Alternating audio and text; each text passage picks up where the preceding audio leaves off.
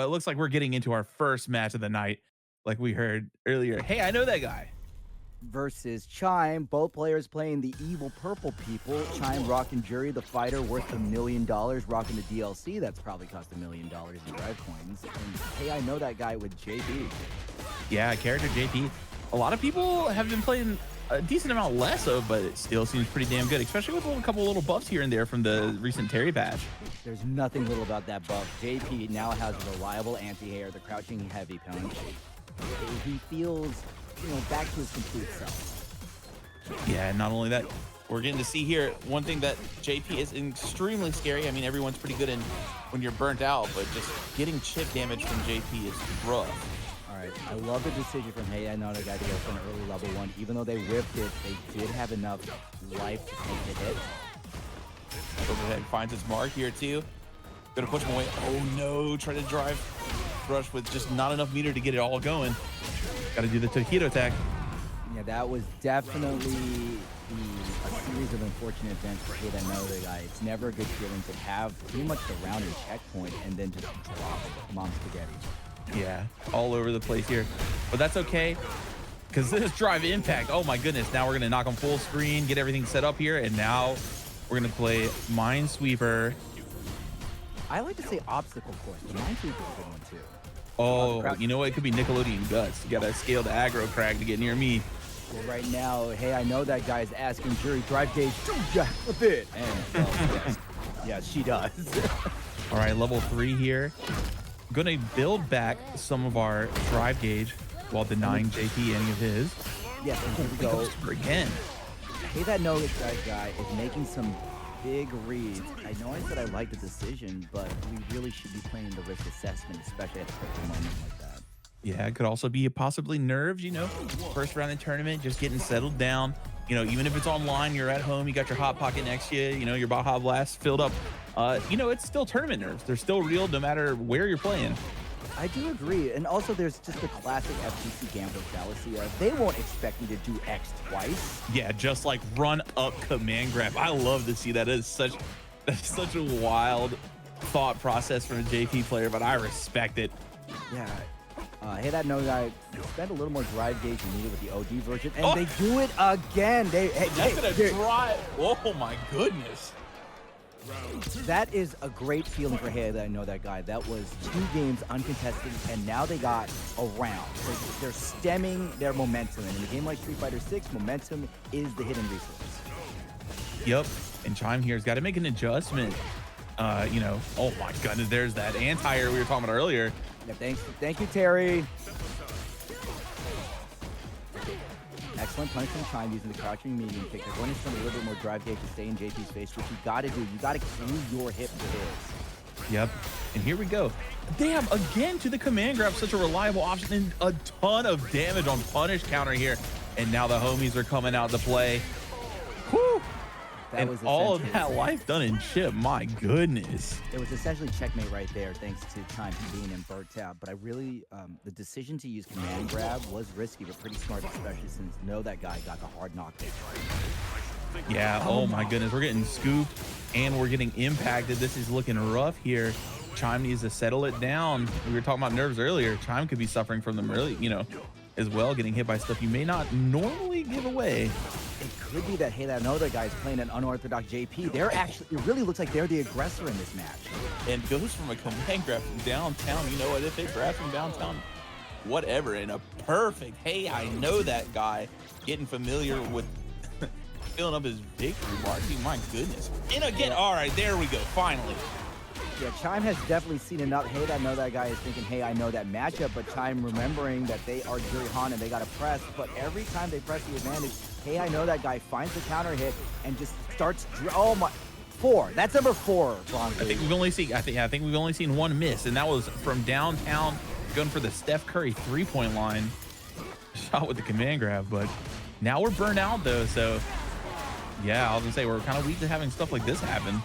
Okay, this is definitely the half-court press injury. And finally, hey, that Noah guy uses the wake-up level 1 and hits it. And trades with the crouch jab. Hey, I know that guy goes up 2. Oh my goodness. It's never over at the first game. As much as a player you feel like it, where you lose or you win and you feel like, oh, that's it. No, you got to do two. Okay, here we go. It's all, it's just, again, since it's not first to 2, we're going to first to 3 here. Yeah. You get that time to adjust. Chime has to pretty much win 2 more against Hey That Know That Guy, and Chime doing a lot better this time, catching the amnesia and imposing their will and getting their first round. There's a really strong ebb and flow with these matches. Yeah, it's looking, oh my goodness, snatched again. You just aren't looking for it.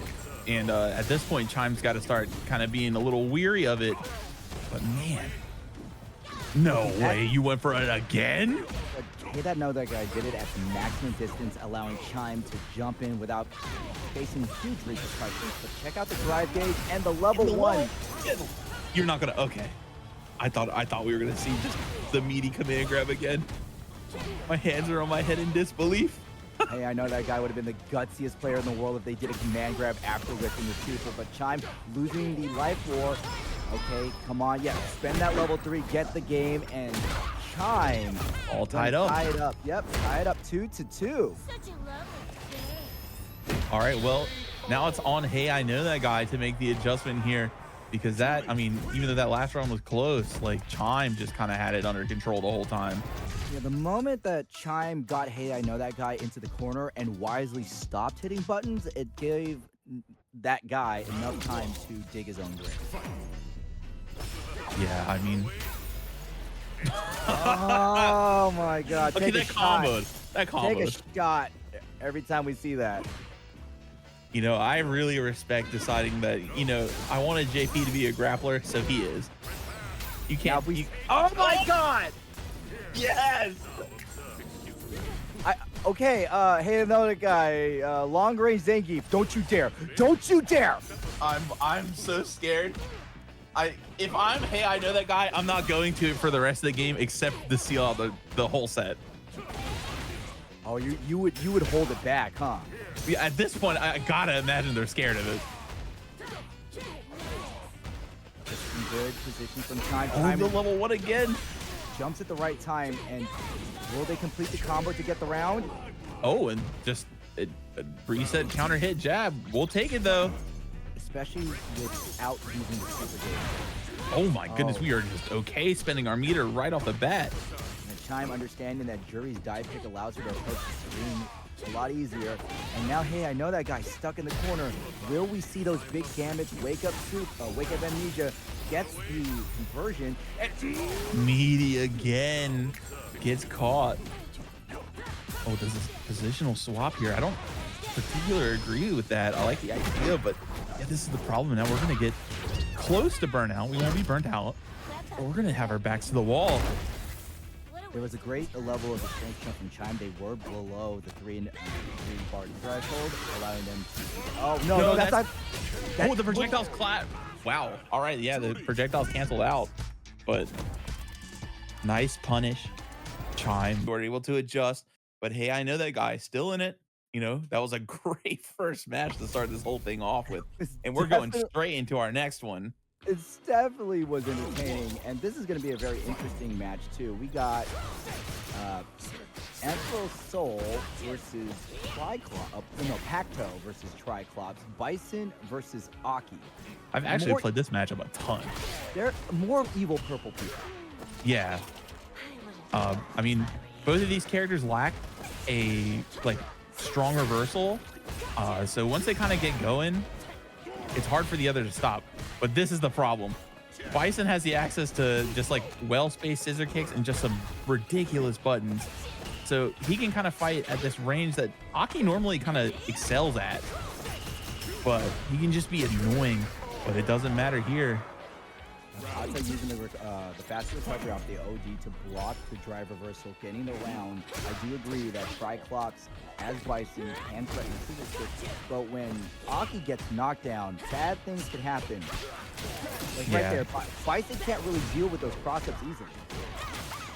Yep. Not only that, but here, the only option he has is, EX double reverse to try to beat throw, and that's about it. So Aki having the inverse problem where she has a non-throw invulnerable wake up. Triclops hoping to get a burnout soon, but the double jabs from Pato will give them the first game. Yeah, nothing happening off the rich white woman sweep for Bison, but you know, there it is again. So you devote to rich white woman sweep. I've heard princess sweep and Hime sweep. Yeah, I think they're all in the same boat. They're all correct to me. Triclops using the Psycho Crusher to get space, but Pato's keeping it nice and tight. Yeah, here we go. All right. And we're just going to cash it out already here. Get the poison going. Nice, perfect parry. But yeah, that isn't... Oki was messed up, and that throw is going to put Pato on set point.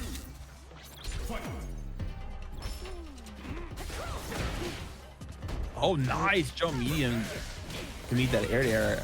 A lot of jabs here, really scaling that combo, but we do have the bomb now, so we do have the option of something like this. Now we can drive rush in, and oh wow, the punish counter jab does actually meet its target there. Now, one thing I really like to point out is that Pato is representing the Mexican side. At least, you know, the large population in Mexico really notice from them. It's just a hyper-aggressive, fearless play.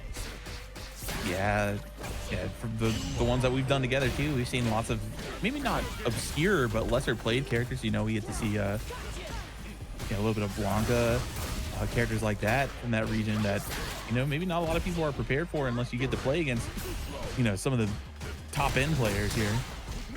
Okay, drive impact was beat too many hits. Bison lands the ball, and Pato being forced to the wall. Bison is, I would say, the gorilla of Street Fighter.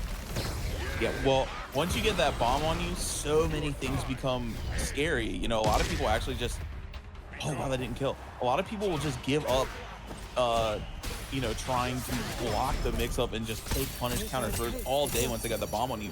But can Pato make this comeback here? They're going to get all of their drive meter back. Chip no longer an issue, and this is going to do a ton of damage. Or we'll just EX Psycho Crusher out. Yeah, Triclops went, you know what? You're going to try to hit a big button. I'll just hit a better button of OD Psycho Crusher. Psycho Crusher is nasty. This has probably been one of the stronger iterations of Psycho Crusher. Or at least EX. I would say EX, you know, no ability to cross up in this version, but, you know, still a lot of strong applications, you know, projectile invulnerable, all that good stuff. We're just going to keep the pressure going because we got that bomb on. To get the side switch, and Triclops spend a lot of drive gauge to get themselves in the corner. Can they get out before they burn out? Yep. And this is kind of what we were talking about here. No reversal leads to, you know, once you get going, it's looking rough for Bison. Oh, gets clipped by the overhead, and that's going to just put another round here. There was also a lot of restraint shown by Pato. They waited 2 whole games before threatening the overhead. Meanwhile, Triclops has been doing the overhead since the century. Yeah, and here we go. All right, poison, pop it, and then we're going to level 1 to reapply it. Very nice. Excellent damage from Pato. Really looking to be their game, but Bison can easily turn this around, especially if they keep landing moves like that. Oh, nice counter hit confirmed there. Oh, goes for the command grab and gets called out here. Now we're gonna get the bomb going. We're gonna get our own offense going. Oh, does neutral jump? I'm not sure what to bait out there. There was no meter, but that's unfortunate. I think we've all done that at least once, having the bomb on us and then just jumping. And we're like, why did I do that? All right, Pato's gonna take the second game.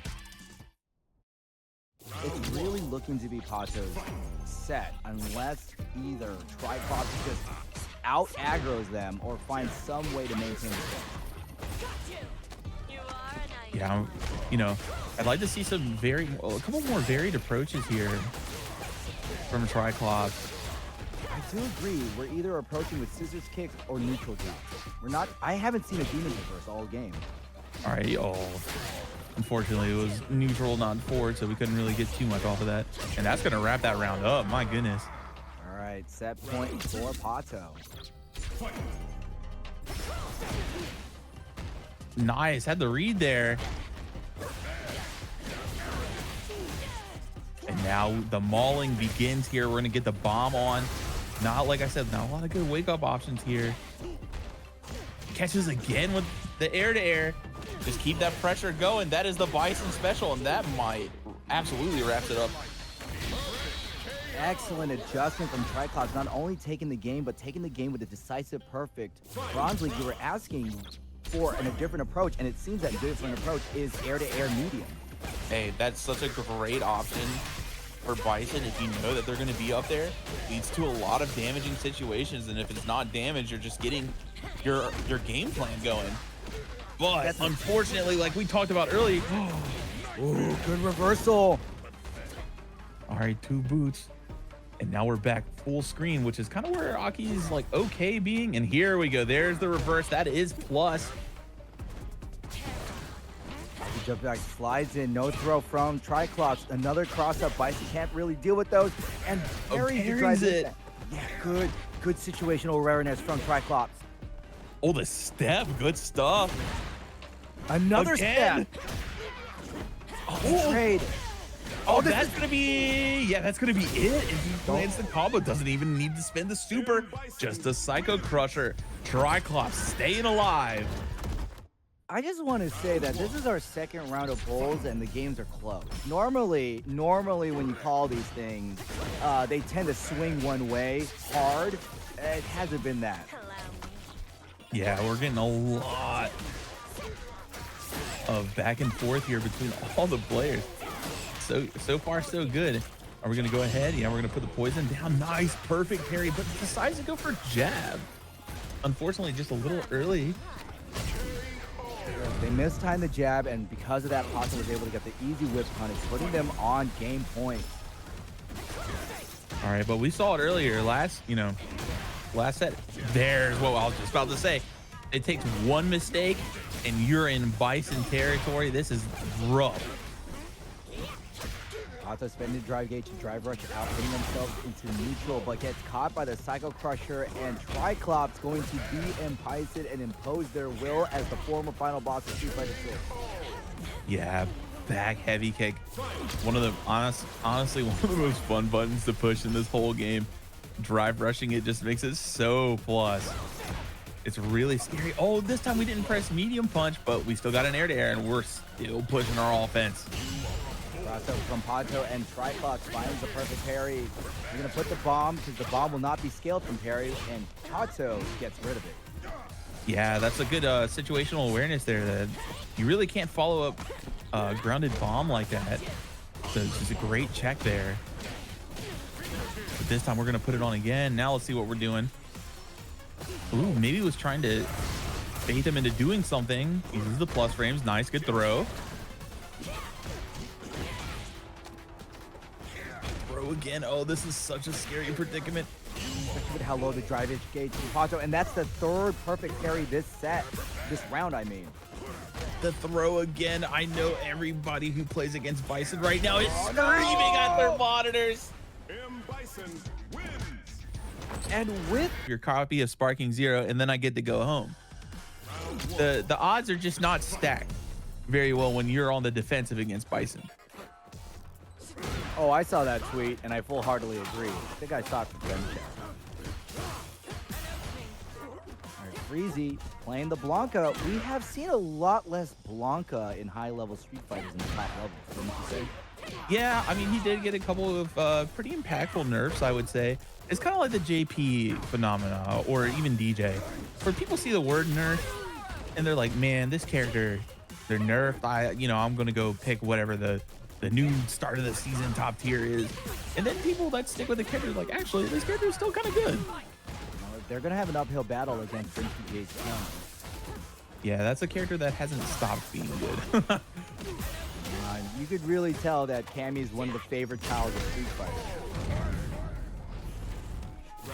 Yeah, it seems like just about every iteration she's ever been in, she's been at least pretty good.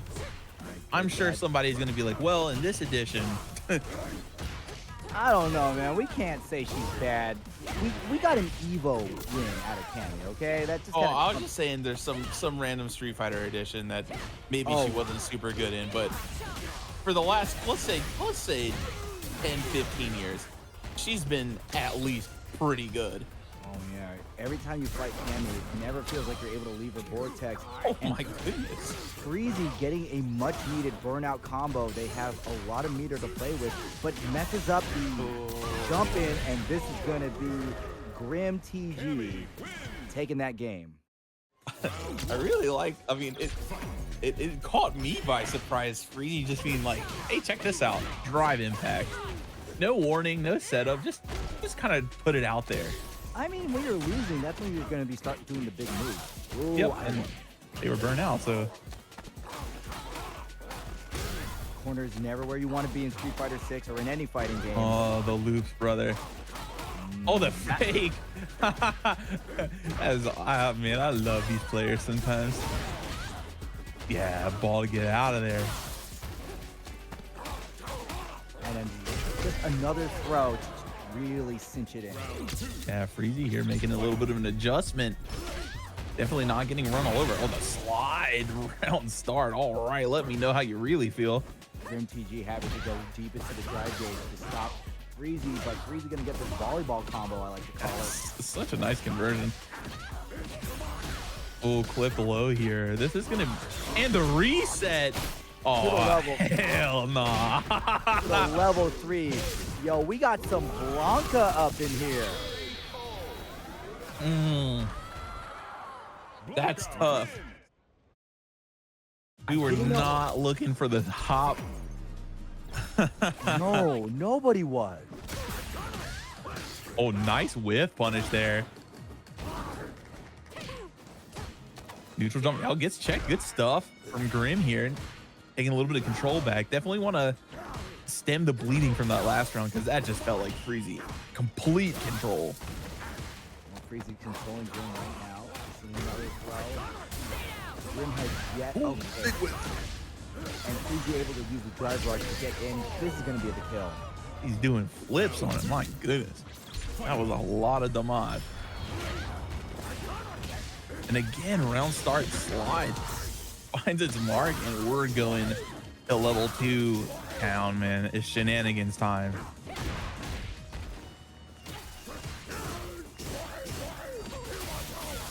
Yeah, here we go. But you're almost out of the woods. Okay, you're out of the woods.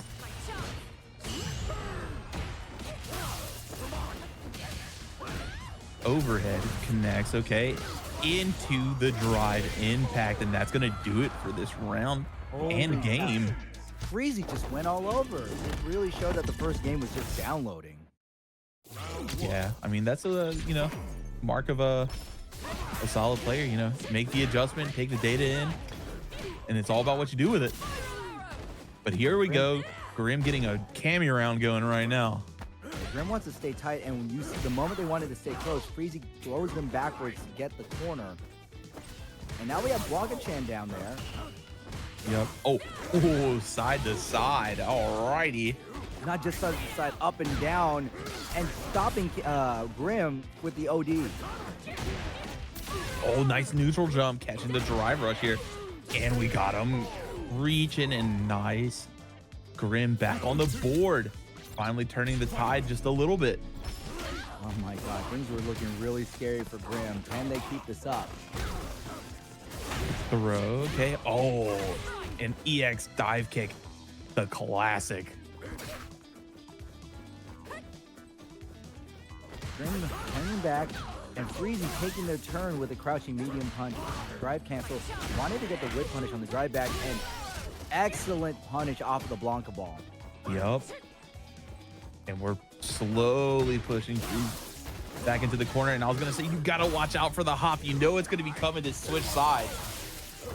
And Blanca-chan here is actually going to wrap it up for us nice and pretty. All right, set point here for Freezy. What's the irony? Blanca-chan wrapping it up. Normally with a gift like that, you put it in the box to wrap it up.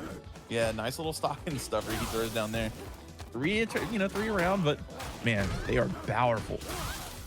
Okay, we are at a pivotal moment in this round. We're either going to end the set or extend it, depending on who wins this. Nice. Oh, the throw there could have been super dangerous, but it worked out. Good patience from both players. Spin knuckle gets grabbed. Yeah, I never seen the spin knuckle get grabbed like that. Yeah, just sometimes, you know, happy little accidents. There's nothing like one of the freezing play. Oh, this is gonna be it. Into level 3. Oh, we're moving on. We Yeah, are moving Freezy on. looking good here. But Grim was like, you know, Grim was kind of like starting to get the feel for everything that was going on towards the end there. But Freezy just looking strong was, it's like walking a tightrope. But it looks like we have our next match coming up here. And a player I'm familiar with because I'm a big fan of Melty Blood. It's Lord Scrot Vermilion. Some would say the Melty God. Well, it's definitely a very melty blood-ish color scheme with that one. I'm already thinking of Shiki. Okay, I see. Dude, I know Melt. I read Tsukihime, okay? So I'm in. Okay. Yeah, this chair, all right? This chair. But for those who don't know about Scrot, tell me what about him makes you a fan. Well, Scrot, you know, he has always such really good game plans. You know, obviously being a top player, his execution is going to be good. But he also finds like really creative ways to kind of play characters that you'd be like, oh, okay. You know, maybe even if he's not playing the best character in the game, you play against him, you're like, damn, he just had an answer for everything. It's definitely a really interesting colonization. That's the term. Yep. Of going from anime fighter to street fighter. Because usually if you're playing Melty Blood, you're going to like play with other arc systems. Yeah, and I mean, it's kind of a, you know, a sign that Scrot, yeah, he's great at Melty, and, you know, we see him in Grand Blue, and, you know, oh my God, I actually got eliminated by him at CEO to make top 16 for BB Tag the first year that they had it. So, you know, he plays a little bit of everything here, and his league is no joke. Yeah, but Jekyll Morales 24 playing the quintessential Dawson, excellent teleport to get behind the Sandblast, and they have spent a number of drive days, but they are winning the life war, which is what you want to do as a sim.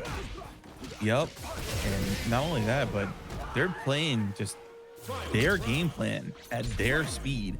They're doing a great job of kind of mixing it up. Oh, but that was a sick whiff punish. That's going to be a lot of damage from Bloo. I really agree. The thing about these two characters is it's a polar opposite of damage. Luke is just big, chunky openings, and Dawson is death by 1,000 times. And frustration, man. That's like the other thing. He is a mental fortitude test, which is why I guess he is the yoga master, because he's got it under control. We're going to see if you do. Yeah, I feel like I have to practice yoga whenever I fight a Dawson. Alright. Grot has to be very careful with those sandblasts, because Jekyll Morales can easily teleport behind him. We've seen it before. Instead, they're going to use the teleport, but gets caught, and in the corner, this is really bad for them. Ooh, does one too many jabs, I think, there in that sequence, and gets punished, countered, thrown. And this is, I mean, this has been the problem for Dawson since his existence, is once you get him pinned down, it looks bleak. First round goes to Scrot Vermilion. And Whoa! whoa! Little saucy there. I mean, that's just the kind of stuff, you know, you're going to get Luke, who's, you know, not the flashiest character, but you're going to see the optimal stuff, you know, lots of like interactions that, you know, you got to have in the back of your mind as like a high level player. Like, oh yeah, this could happen. You just got to be ready for it. Jekyll Morales is definitely going a lot more aggressive with their sim play. And now they're going to back it up. That missed base slide could have been disastrous for them, and they get away by the skin of their teeth. Good teleport to back out, and now they switch positions on Scrot. Yeah, and this is kind of the position that you definitely just want to be able to control, is that float area where you're pretty much just sniping down diagonal all the time. It's really hard for most characters in the cast to deal with. And now we're just going to go, yeah. there's almost like a health tax to get near Dawson. You just got to accept it. But once you're low on life, you can't really pay it. Yeah, I don't know if it's a tax. I think it's a toll that you have to pay this much health to cross. Yeah. Oh, and that was a little bit of a drop there, I believe, from Doc. Scrot misses the anti-air, and now they jump back.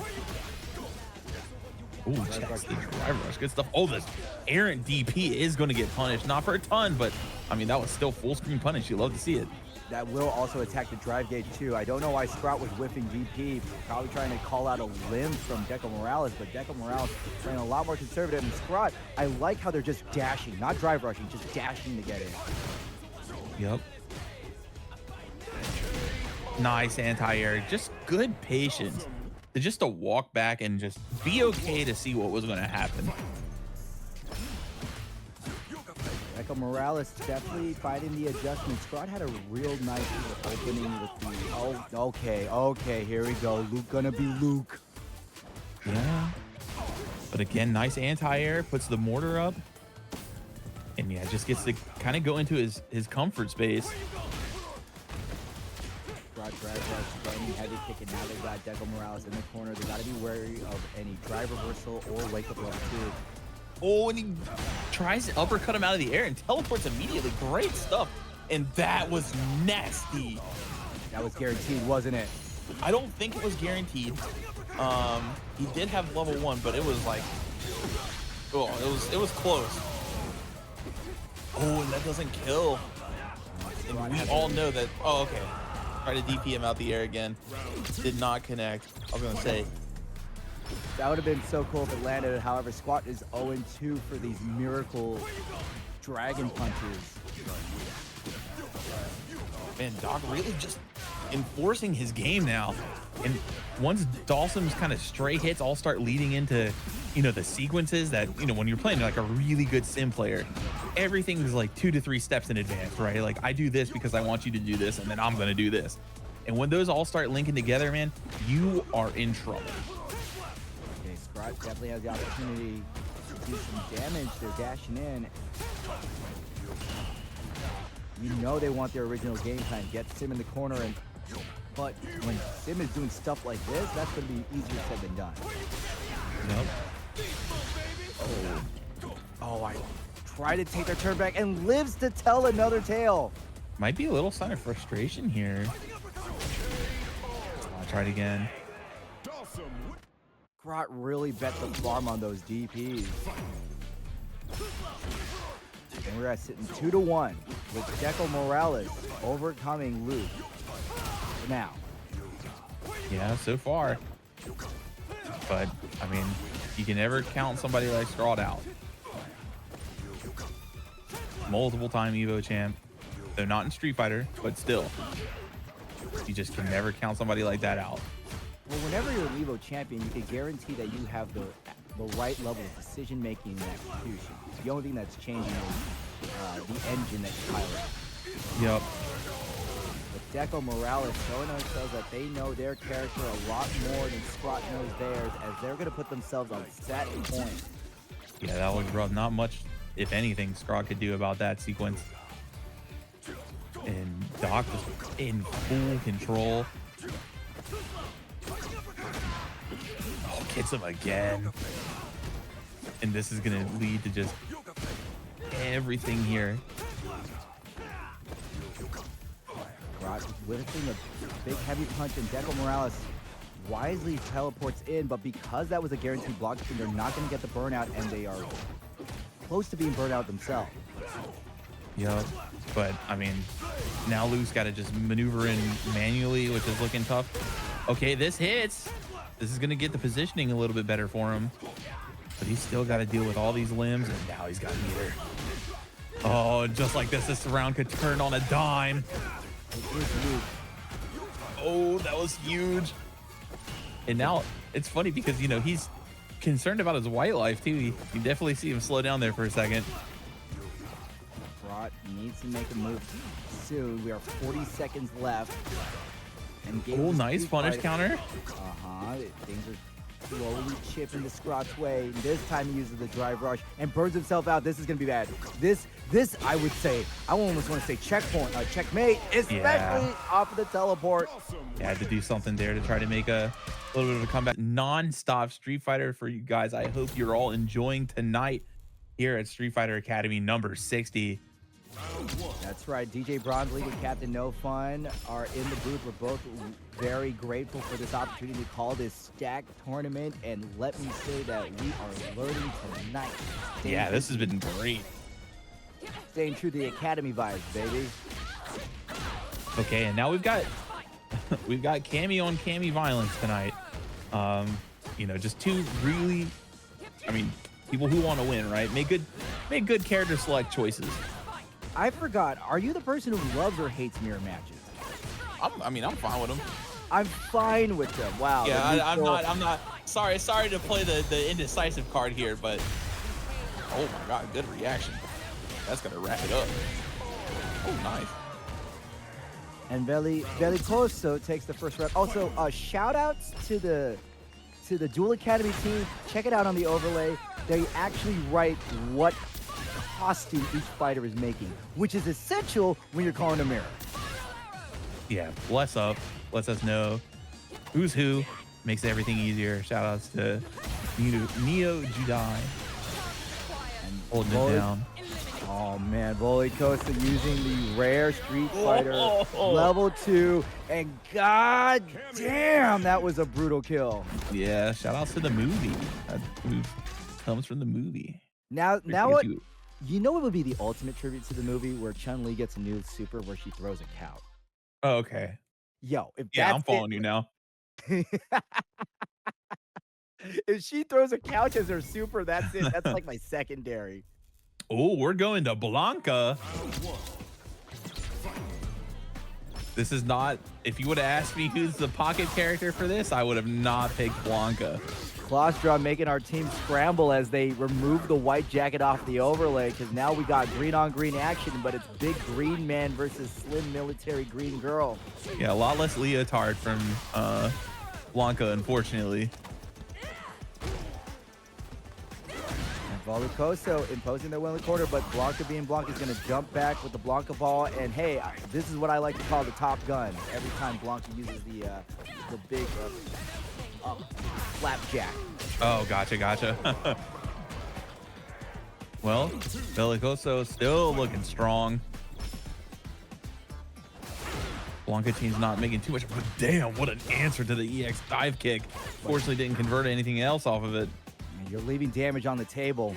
That's not something you want to be doing at this high-level play. Oh, the throw. Another throw, too. Hooligan throw to regular throw. Bellicoso has the corner pressure. This is a very strong position for Cammy. It's also a strong position for Blanca, but he has to work for it a little bit harder.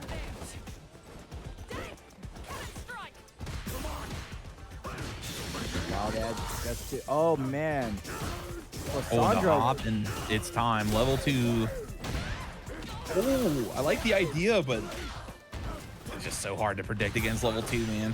At the very least, Bellicoso is away from the wall, so Cassandra wasn't able to get those stupid burnout combos or corner locks. Nice. Here we go. Pop. Oh, one for the overhead. Bellicoso is so close to freaking out this round. Same with Cassandra going for the panic. Oh, nice level 1. check. And the ball trades air to air, but that was a favorable trade. Trading is okay as long as you have life. Yeah. You never want to get hit with the GameStop trade in. Oh, you don't want to get hit with the punish counter and trade in too. Also, I just don't want to trade in anything at GameStop. No, absolutely not. You want to talk about scaling? Yeah. That's perfect parry scaling on your value. Frame 1. That's tough. Oh, with jab starter. Yeah. Okay, Bellicoso on the back foot. Oh, man. Jump roundhouses. Gets in there. Very surprising to see Cammy fall victim to a jump in, given that she has cannon spike, but the mental stack, Bellicoso was definitely anticipating something on the ground, but Sandra took to the air. We're getting things cooking now. Oh, Blanca Chan making the magic happen. Hey, real quick interruption. I just want to say, since we want to talk about things cooking, we are what, at our fourth game? Yeah, We're at our something fourth like game, and we already have less than 6 match arena free plays. that. Wow. You guys are tearing it up tonight. Let's go. Yo, normally we have to beg for this at other tournaments. Hey, if y'all are enjoying the fights tonight, you love seeing these warriors put it on for you, that's crazy. Thank y'all so much. We have 6 codes left. Thank you very much, everyone. I just wanted to give you all a shout out to your wonderful generosity. If you can, please claim the remaining 6. It's still only going to be $2.50 added to the pot, but the gesture of claiming all 50 codes is a great sign of goodwill. Oh, that spiral punish. That was. Oh, nice parry on the impact attempt here. Some good damage to Cassandra. This could be the game, and it is. Blanco. It's absolutely the game. The Blanca change has been the world here. Let's see. Yeah, Volley Coast is still going to stick to the Cammy, though. And here we go, pushing it towards the edge already. Just looking strong. But yeah. Up ball, get off me. Oh, and checks the hop. But now the child is coming. Kosa pushing Cassandra to the wall. Cassandra sending it right back to the middle in the drive rush and the throw. We're just in the center until that hooligan lands. Oh, and meets the ball with the spike. Good stuff. They are looking wide awake for this game. Especially off of the drive impact, Cassandra wisely jumps away. Oh, blocks the first hit of the cross up. Maybe it was left-right protection or something, but I don't even think this game has left-right protection. Okay, Cassandra's on set point. This is a wrong way they were. They lost the first game with their Cammy, but the Blanca has allowed them to go, allowed them to just impose their will. Yeah, and they're gonna, okay, yeah, we're gonna do this. Run out all the time here for level 2. Oh, but gets cracked open by the overhead again. And the level 1 to close it out with a perfect, my goodness. Cassandra looking very strong with their Blanca. Who's Steve playing Luke versus Mike Tex from Canada as M. Bison. Will we see a different flavor of Bison? I don't know, especially if Doma keeps landing those crouching mediums. Yeah, Mike Tex over here. Nice, perfect parry. And again, wow, this is the third time we've seen that tonight. Just early jab off the perfect parry. And here we go. Now it's bomb time. What's the mix? Throw. Oh, tries to give you a little too active. And again, just catches himself with the bomb, catches them low. The explosion. Nice. And this to level 1 should do it. Okay, no. Mike Tex dropped the combo, or they just wanted to save it. I think they wanted to save it. They were fine just putting the bomb back on. They felt confident in their skills to make up that damage. Nice scissor kick. Okay, yeah, I was gonna say, oh no, that one was not perfectly spaced.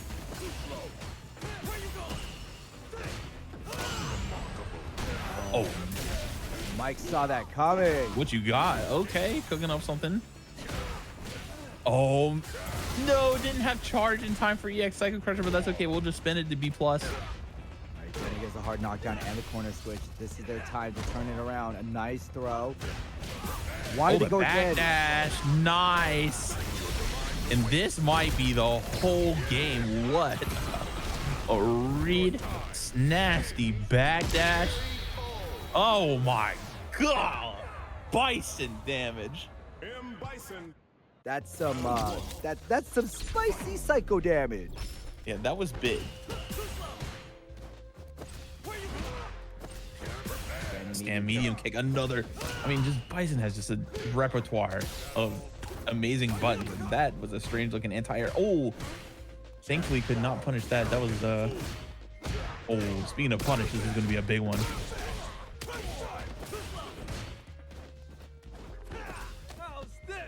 Jumping from Doma. Mike Tex in no man's land jumps over and blocks the DP. Oh, The does his own backdash- backdash to avoid the throw. Yeah, Domo stealing a little bit of tech for themselves. Was looking for that stand hard punch or the scissor kick there. Like 3 neutral jumps in a row from Doma. Was just fishing for it and finally got Mike Tex to throw it out. Nice. Keep it moving. Throw. Good stuff. When you're in that range, neutral jump can stop a lot of Bison. Yep. Bison does have some committal options, but they're all super duper good. Oh, nice. Bit of a committal combo for Domo themselves, getting the level Yeah. 3, putting themselves really close to taking the set this round. Okay, just commits to waking up with a drive reversal, and this is going to be big. Decides not to spend it. And now they're both burnout. This could be huge because this is where Bison's the scariest. You've got not a lot to do against some of his stuff. Oh, that is still, even in burnout, minus $1 million. Yeah, you might as well just get up, eat a sandwich, because you're not walking away from that. Yeah, must have just didn't confirm the hit. Oh yeah, DP's out of this situation. That is not a terrible spot to DP sometimes. Oh, we're fishing with stand roundhouse now. Okay, Doma getting it back under control here. Mike Tex not following through with his name on that throw. Oh, there we go. This time, Domo uses the minus $1 million. Again, I think he just, you know, he's either not confirming or it's some kind of mistake here or there. But that was a great, perfect parry. And we are going to set up the bomb here. Nice block on the overhead. And the trade combo. Oh, we're just going to DP out. We're not trying to see any more of that. The OG scissor kick finally lands. Get the bomb planted. Nice throw. Gets the bomb off of him. Oh my gosh, another perfect parry on the jump in. Good stuff. Back to the middle. Uses it. We're still plus. Nice. Crouch medium kick, the button of the gods. Does not spin the meter and still gets it. That was so greedy, but Mike Tech makes it work. We haven't been seeing a lot of supers this whole set, have we? Oh, the DDT. Yeah, I mean, Mike there, he just absolutely was decided he's going to try to get into this next round with all 3 of his bars, which, I mean, we know what Bison can do to you. Oh, snipes out the scissor kick and gets hit with his own level 3. It's going to be scaled heavily, so while impressive, it's not crying amounts of damage. Yeah, but now we have unlocked Bison critical art level 3, which, I mean, it already does a lot, but now it just feels like an insult. Oh, checks the drive rush, good stuff, and that is a punishable one. Yeah. It really feels like every time Doma attacks Bison because he's doing drive rush, he's getting his conversions. Ooh, I see a character switch. Yeah, I just saw in chat that somebody said Mike might swap to the Ken. Oh, it's the Luke mirror. Braun's like, I need to check the mirror. I'll be right back. All right, I'll hold it down. Wall captain, no fun's gone. You're with me, chat, and we are looking at Luke on Luke. Beta 2 Luke's type beat here, and all right, so we've seen Doma take these last 2 rounds pretty convincingly, and you know, now we're gonna see if Mike's got his own pocket Luke here. And right now it is all Doma all the time, but okay, here we go. Fighting out of the corner. Oh, Ghost, whoa, was that a setup or was that a drop? But it looked pretty American to me, so we're gonna take it. Oh, back around house. Oh yeah, this is gonna be, oh, I jinxed it. I'm so sorry. And that, okay, now we're gonna wrap it up. All right. Doma set point here. Mike, show us what that Luke can do, but you gotta win the whole set now with this. Baits the DP. Back roundhouse, huge damage. Nice throw. In control. DP, the jump out attempt. Mike making this Luke work. Perfect parry. Throw into the corner. All right, it's Doma's turn. Nice. Throw again. This could all just go into, you know, the essence of the online fighting game tournament. And now, Anything can happen. And now we got Akuma. oh, complex. Okay. And Thunder, another Luke. Complex, as you see here, got the legend rank here with Akuma. Let's see what it means. Well, Akuma does have 1,000 less life than everyone else. That roughly equates to 1 heavy Yep. But Akuma hits you, and all of a sudden you have 1,000 less life than everybody else. So that is you know, the other it kind side of balances out. That is the other side of the coin. But Thunder is doing a great job keeping him in the corner, and Complex. Oh, and he had enough life to tank it. Magic Pixel is Adamant Flame, or even flip that. You can see Complex not afraid to drive impact, and Thunder just kicks him right in the shin to take that round. Yeah, nice whiff punish there.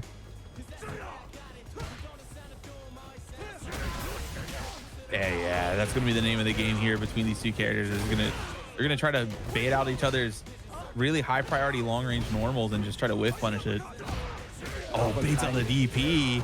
Complex 90 is really favoring that crouch medium punch. Luke also has a good crouch medium punch, which was recently returned to him to his full glory in the Terry patch. But that's not going to matter because Complex 90 stops the standing heavy. Not only that, now we have the full stick of butter for Akuma. So, you know, huge damage available for both of these characters.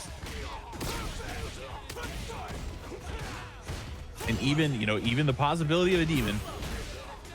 It's a lot rarer these days just because, you know, he has to be in critical health to pull it off. But it is an option. I don't think we're going to see that option on the table, my friend. Is he deceased?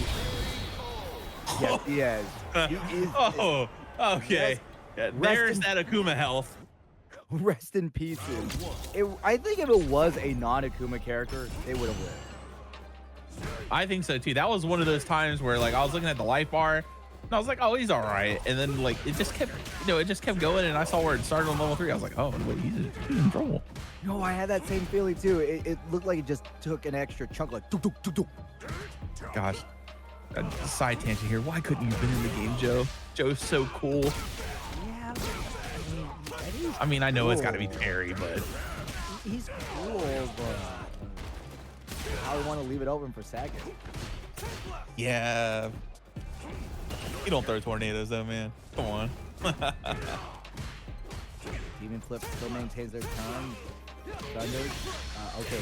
Oh, actually, just I don't know if he was buffering that for the hit confirm or what, but he got it. Oh. Double A takedown puts Thunder 1 round ahead. The idea was also pretty funny from Thunder there. Just gets hit by Fireball and then immediately drive rushes. That sounds like a Luke thing to do. I'm not even talking about a Luke player, like just Luke the character. Yeah. Complex 90 has the corner. This is some good, juicy damage. and we get great Oki off this. My goodness. Complex 90 showing us that legend rank is not something just for aesthetic. Oh, that- nice punish there. Heavy kick Patu gets great Oki. So many players that we see just let those missed throws pass them by, but not Complex 90. Yeah, we also see, I think, kind of the Street Fighter curse is like you see whiff throw and just like your brain immediately goes to press throw too. Oh, respect the pouch. It's so good. It won't kill this time because Luke doesn't have Akuma health. Oh, makes a miss. That's Dang. That's the second time Thunder has lost because of a whiff heavy punch. Oh, nice DP. But Akuma blessed with the Shoto crouch medium kick, drive rush, dream. Would you say that Akuma's the strongest Shoto? Yeah, I would. I think Akuma is top, like, you know, 5 character easy. So I think he's the strongest Shoto. Okay. Complex 90. First off, I agree with this decision. Thunderling doing a great job holding their own. They're going to get the burnout if you start off that punish counter. And Oh, we woke up with level 1. Yeah. I mean, you gotta sometimes just show that you're like, yeah, I know that. Oh. Okay. retribution from Thunder. They've been whipping that button all game, and oh, the sweet dramatic irony of winning a round with it. Oh, Demon flips over the Sandblast here. All right, That's definitely one of the harder projectiles to punish because of its speed. Yep, throw, the loop. All right, good break. And another whiff punish, and that's going to be the round because we can just spend everything. Damn, that was a long perfect. It was. What, 50 seconds? Oh, nice parry. Complex 90 let go of the parry too early, allowing Thunder to get their momentum. And that's the third time that Complex has been punished kind of thrown. Oh, the uppercut that beat the Demon flip. Did it the other way. Good stuff. But Love Complex cross-cut. living on a sliver here. Be wary about any button that's being pressed. Try to get him to instinctually drive impact his own drive impact, but Complex not falling for it. Gets a parry. Doesn't win the game, but shows that, hey, I'm not you can't walk the dog this way. No, and this time Thunder's doing a great job anti-airing Complex. Complex needs to stop jumping and just approach Thunder from the ground. Oh, it's doing a great job of interrupting demon flip attempts too. Be it regular or cross-cut. Yeah. Light, Ooh, light target target combo. Oh no, we almost jinxed right there. Yeah. We don't usually get to see the full thing go. Oh, Beyblade let that thing rip. And we're in a world of trouble here. Especially since we're burned out in the corner. And Or hey, we'll just get the target combo again. dude, Old reliable. That combo was impossible to drop.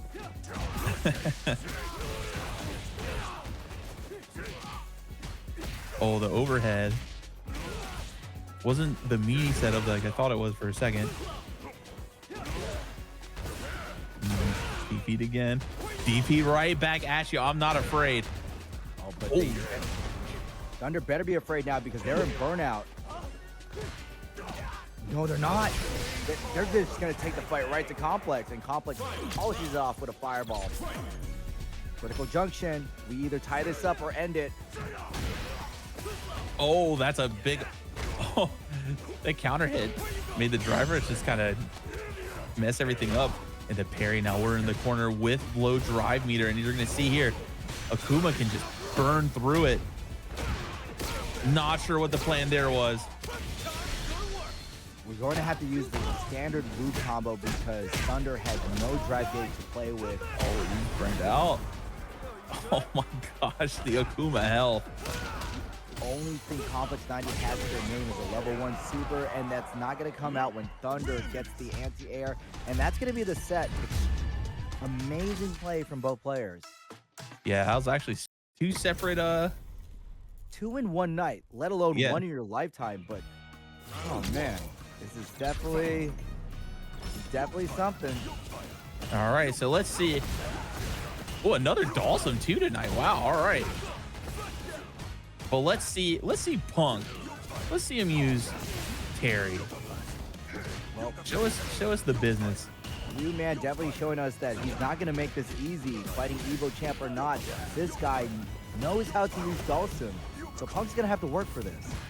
Yeah, I wonder how that fireball fares against Dawson. Is it a hindrance that it doesn't trade, you know? Okay, here we go. Well, you know what? Throw loops. Oh, that's right. That's not invulnerable. Oh, that's tough. It really looked like Punk was on the back foot, but hey, this is Punk we're talking about. He's a god for a reason. Yeah, Burn Knuckle here does so much work. We've seen him just kind of closing the gap pretty easily here. And then this is just, I mean, this has got to be a problem no matter what character you're fighting against. It's gonna be the level 3. This is one of the sickest level 3s in the game. Oh, Now, you Punk know, is Chad, I don't think he's okay. no, he is not okay. I don't think he's okay. We've been following Punk throughout his online ventures, and you would think that he would just always off his Cammy, but no, we've seen him play Terry, you've seen him play Sim. This guy is trying to just show his mastery. Whoa, yeah, this is the stuff right here. Oh my God, walk up jab right in That his is, face. I was gonna say, that's like kind of the stuff you get when you're the Evo champ, is people will respect you in maybe moments that they shouldn't. Because they are so certain, like, oh, you know, Punk might not do this, but like, I mean, he's gonna just try it, right? When you're fighting a really good player, there's definitely an aura of fear, and you're afraid to, take comfortably. And when you're, oh God, when stuff like that happens to you, you definitely feel your confidence slip from your fingers. Man, Sim, just anytime he's on the defensive, it's just a tough look. But I mean, that is kind of what you sign up for with Sim. And here we go. Nice stuff. Oh, the overhead. Okay. Man, Punk, and it's crazy. Like, I'm pretty sure every new character release, Punk just starts playing with them in tournaments and winning. Really, man, finally getting some life back, forcing Punk to block. This is their time to do some damage, especially since Punk is in burnout. Yeah, nice jump over here. And it's looking good. The power wave stops the drive rush. And Oh, even when oh my goodness. It's like moving Dormammu flame carpet in level 3 again.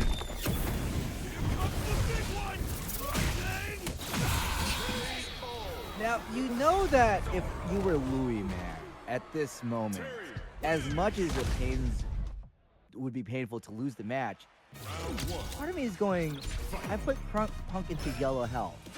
What I'm doing is the right plan. It just needs to be clear. You know, I got a feeling though that like most of the players here, and especially like just, I mean, Louis, man, great. You know, we already tell he's a good player. It's just, I think a lot of these people probably have the winner mentality of like, they don't, like, yeah, I got Punk to yellow hell, but I'm not happy about it because I didn't win. Right. Oh, it's not about that. It's not about, seeing it as a consolation prize. It's more so an assessment of your gameplay. Yeah, yeah.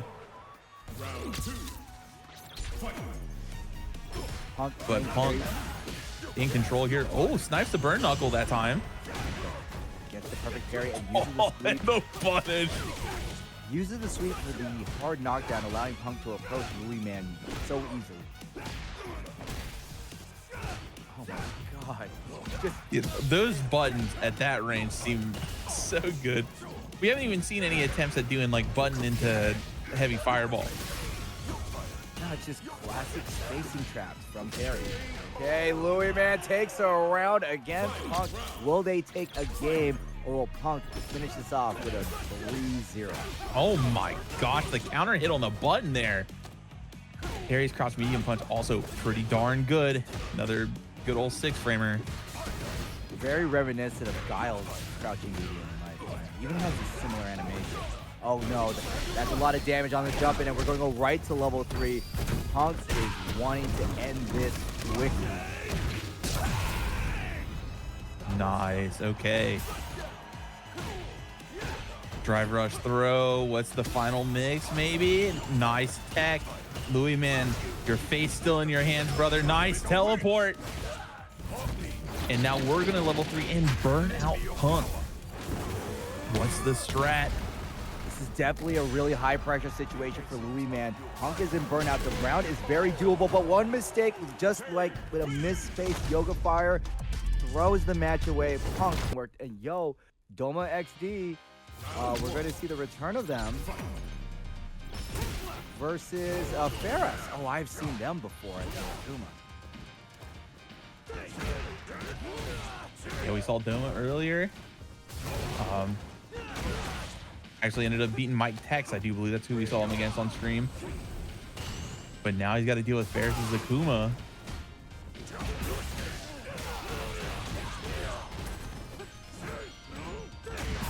Oh, that DP is going to cost a lot of life.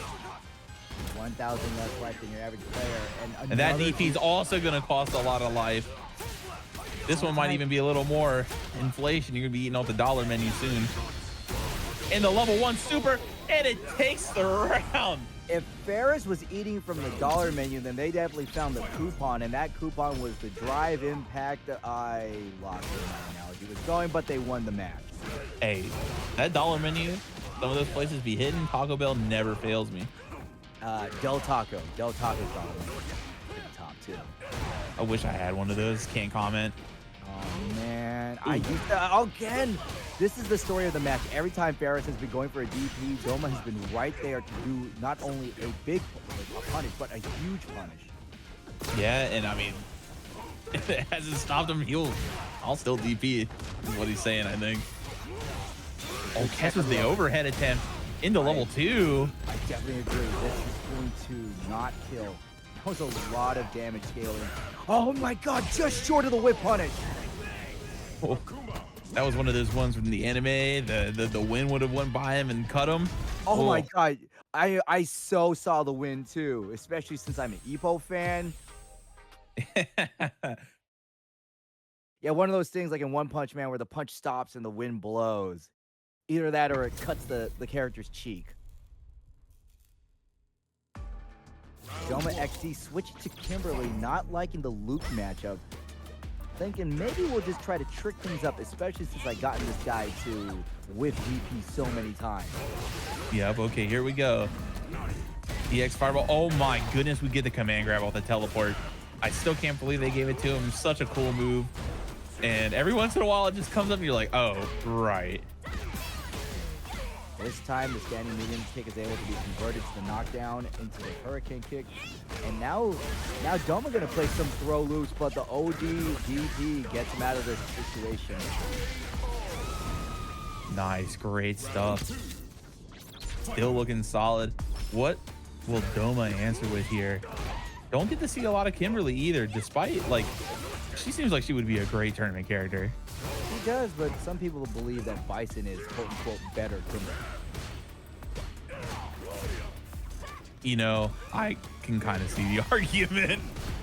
Not quite doing the same thing, but, you know, Bison is pretty good. But here we go. All right. Doma, let's see what you're cooking up here. Are we going to get any spray? Oh, no, we're just going to immediately go for level 3. Okay. We're not going to get any spray, but we're going to get some tunes. And this is going to be very important because we're going to get the damage buff and the movement buff. And when you're Doma, you need to speed every... Oh, no. This is a game. Was ready for that dash attempt and just jab checks. Good heads up play and showing that you just can't... Man. That super is concussion safe. Oh, it's so good. I just can't unhear him saying respect the pouch in my mind. And a Capri Sun. My friend, every time Bison claps the bomb, he yells, "Pizza's here." Understandable. Having that early corner pressure. Kimberly, another character with a weak reversal game. And when you're fighting as Shoto, you definitely feel the DP engine. Yeah, I mean, in Akuma too, just so many options to lock you down. And not only that, but, you know, like you said, you try to jump out, you get DP'd, and then you have to deal with Akuma mix. But here we go. Unless we just DP out ourselves. Okay, great hit. Crouching heavy. Standing medium kick gets the full conversion. You get the sweep and the throw into the bomb. Yeah, the good stuff. Oh, this is the top shelf Kimberly play right here. Will Doma win this next round? Nice whip punish, but no drive rush. That's tough. The only saving grace for them is that Ferris is still under the 3-bar threshold, so they won't drive rush cancel just yet. That's definitely on the menu right now. Oh, that was so risky. You gotta feel for Domo. They landed that meaty punch counter, and oh god, this is it. Yeah, this is super it. Sorry, Well, Kimberly. Scramble your brains as Ferris moves on to the next game. 3-0. Out. see it.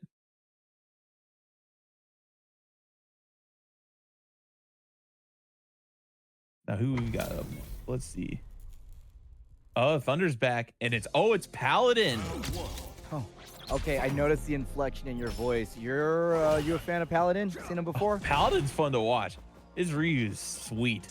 I love Ryu. It's my theory that Street Fighter 6 is able to make anyone cool, and there's just something about Ryu and his simplicity and his new combos that makes it sick. Yeah, see, this stand fierce button, that's what I like. Ryu is a deliverer of bus ass. Like, some of his moves just look like they hurt.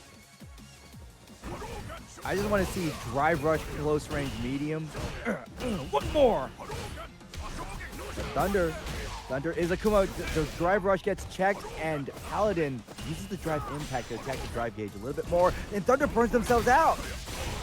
Oh, man. You could just see Ryu cleave all that health away. I remember when season 2 started, there was a lot of hubbub about Ryu being you know, secret top tier, and that talk has kind of simmered down, but I still think he's pretty darn good. It's thanks to a lot of his plus moves and Koshoguki. Yep, which we do have loaded up here. Damn, look at these perfect parries on the fireball, just consistently doing good stuff here. Thunder losing the life more, but in positioning. Thunder realized Paladin wasn't going to hit a button, so they're going to throw him.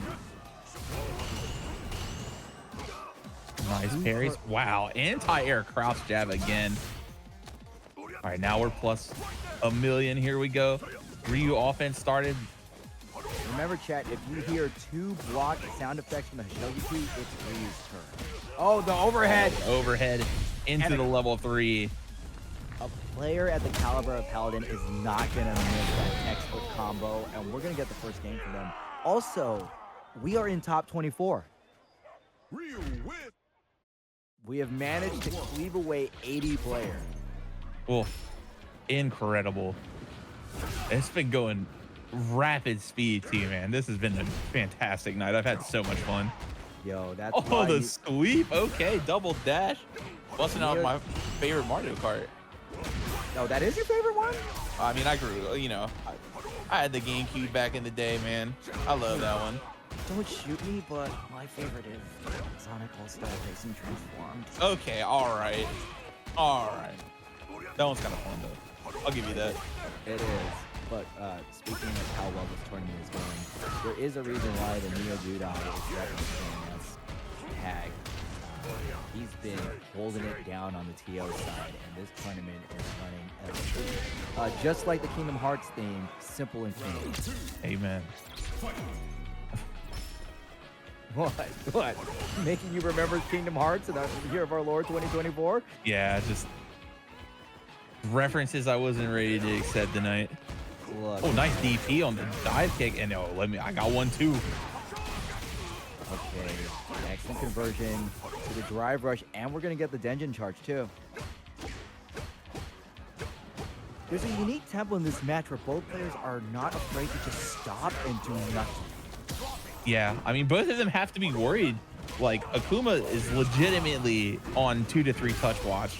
Something like on certain hits from Ryu, it could be over. I mean, it could be over next hit with the right hit from Ryu.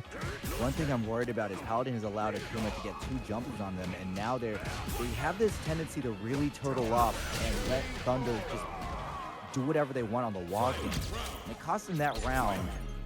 Will it cost them the game? Ooh, gets clipped with EX Fireball.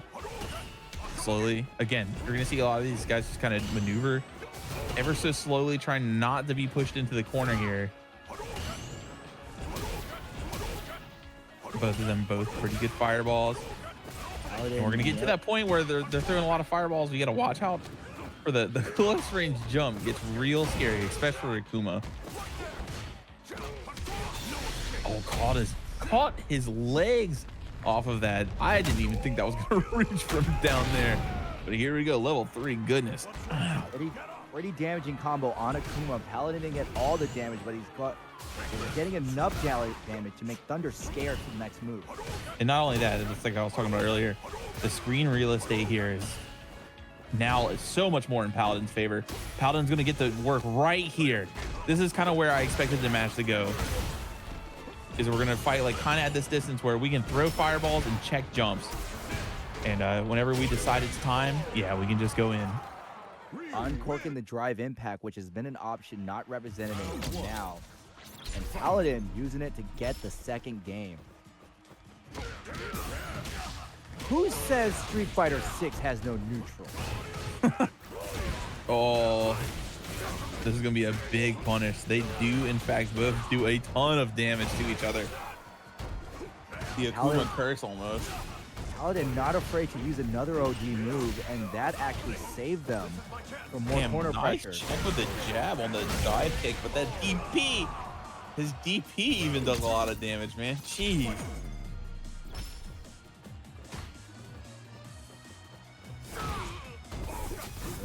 Good donkey kick to send Thunder to the other side of the stage. We're working that screen real estate. Paladin got themselves dog walked before, but this time they're gonna force Thunder into the left corner. Yeah, we got him again, just kind of where we want him. Paladin's fine, you know, kind of trading blows here, but now Thunder's got corner control, and this could be a real ugly situation. Nice. That's definitely going to be the game. We're going to finally get a round on the board for Thunder. They're starting to see the rhythms of Paladin. You're noticing a lot more jump-ins, a lot more demon flips, getting right in the pocket. Yeah, they're finding some comfortable spaces here, but we've seen, look, we saw a lot of attempts get stuff. Oh my, what a whip punish. It's one thing to whip punish with the crouching medium kick. It's another thing to whip with a donkey kick. That's not just a whip punish. That's a real. All right, throws it to the corner here. This is, oh man, this Akuma is so terrifying in the corner. Enhanced damage. The Oki's always insane, and just everything works. Okay, let's not beat around the bush. Akuma's just terrifying in anything. He could be wearing the onesie pajamas from Christmas Stories, and I'd still fear for my life. Gotta give him the jury ult. Oh, but this jumping is gonna spell disaster. Wow, Paladin from the brink, bringing it back with a gutsy jump in over a fireball. Look, that jump in spells disaster, but the numbers don't lie, all right? They're daring each other to drive rush. Thank you. So tense. It's so tense. And Thunder makes the first move, sacrifices the drive gauge, and Paladin wisely going to the Choki to get the early burnout, but spends a little bit more meter than they wanted down. They're burned out first. Yeah, here we go. And this is what Thunder needed. We're gonna get a little bit of the screen real estate. And not only that, the throw out of the drive impact. But there's not a lot Wow. Paladin to do to get the real estate because they're burnt out. So pay attention to the gauge. They're back and ready for action. Oh, he walked back and forth so many times to try to get that shimmy and just decided, you know what, forget it. I'll just throw him. Oh my God. Oh, I understand the logic behind that move. Remember, when you're burnt out, you're only -2. So Paladin was anticipating Thunder to hit a move and wanted to steal the turn, but Thunder decided to hang back and let Paladin destroy themselves. Oh, that would have been awesome. That is so funny. I cannot believe he just did that. Takes a lot of guts to do it at this critical moment, but remember, Paladin has one game over Thunder, so they could afford to play a little stupid like that. That was awesome. We're just... and that might actually spell the end of this game. It's not might, it will. Oh, Shout out to Paladin wasting all of their super meter, but build Kakudori and more Keikaku. Oh! That was awesome. Oh, okay, here we go. So we got crossover. Let me go OB. Crossover. Somebody I've seen quite a few times. Our first DJ of the evening. Yeah. DJ, definitely his stock has dropped since the balance patch. He still does pretty much everything he did before. Slightly less damage. Also, he still has a really good driver. Yep. People were concerned that they took all his damage from him. They just kind of changed up how his routes are supposed to work. Rare use of the level 1 to get the kill. Good stuff. DJ's level 1 is really interesting because it has this hidden feature in it that, Capcom thought they were cooking with it, but nobody ever uses it.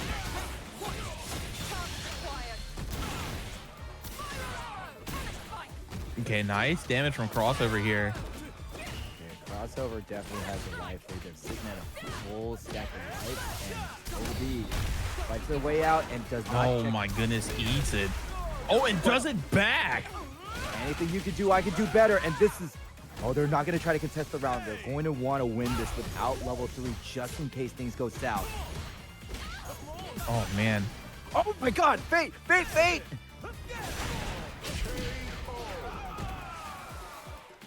They were cooking. They were cooking so hard. I think they even got a little lost in the sauce there. they were definitely making a few omelets out of that scramble, but OB had egg on their face with that whatever happened in the corner. Yeah, well, I mean, crossover just did what they had to do. They locked in and secured the round, and here we go. Oh, it was just slightly out of range to link that. Both players have their level 3 ready on deck, meaning a lot of damage can go on the table. Will crossover use their level 3 before OB? Oh, that jump light kick still. Man, just active all the way down. Such a good jump button. I like this active defensive crossover. They're throwing these lights out just to stuff anything that OB wants to throw. Just like that. Right from the sway, they catch him, and we'll use the level 3 right now, and that's going to be the first game. Active defense was the phrase of the match. Yeah, I knew that button would reach pretty much every option there, and just having to get it in there, and yeah, just like that wraps it up. Crossover up 1 game. Okay, good dive kick to the conversion, and with dashing twice to get OB close to the corner. DJ does have the jackknife, which is decent for anti-air, but people get a little scared off of it. Oh, excellent reactions here. And it's just going to go for the burnout. And look, aggressive play here from crossover, even when in burnout, which, I mean, I understand. You are camming. You do have that offense. Yep. Oh, the DP there. Unfortunately, usually not a disadvantage for Cammy for the side switch, but for this one instance, switching here was not exactly perfect. And oh, but it doesn't matter because we're going to spend everything, and that is going to be it. It's like what we talked about just before. DJ does have jackknife, but it does a little funky things like that. The dead zone is a lot larger than, say, a DP or a flash kick. Yeah. Oh, immediate. Okay, good stuff. Punish counter. Ah. Let's attack the drive stage by going through the fireball. I bet that feels good for about 5 seconds. You ever done chiropractor? Hell no. I hope they don't do that. I have. Well, they're not doing Cammy's level 2. Okay. I've gotten a lot of skeletal injuries correctly from that one. Gotta find the right combo. Just like how crossover is finding the right combo to do. And again with the level 2, this will kill, breaking DJ's back and extending their lead to 2 games to 0. Sorry, crossover. Just in full control here. We saw that moment of glory earlier. Unfortunately, was not able to capitalize it, and just from there on out, crossover's kind of been in full control of this. But it's not over yet. Old B. Again, perfect reaction to that. We're going to cash out the damage. What's the next? Interrupts the fake. Yeah, whatever they were doing, they got hit, and they're going to be close to the corner, and OB busting out with 2 drive rushes, taking their round. Blue will need to make a reverse 3-0 to stay competitive. Hard knockdown. Gets the Oki off of the dive kick, backs off. Man, something's in my throat. That's no fun.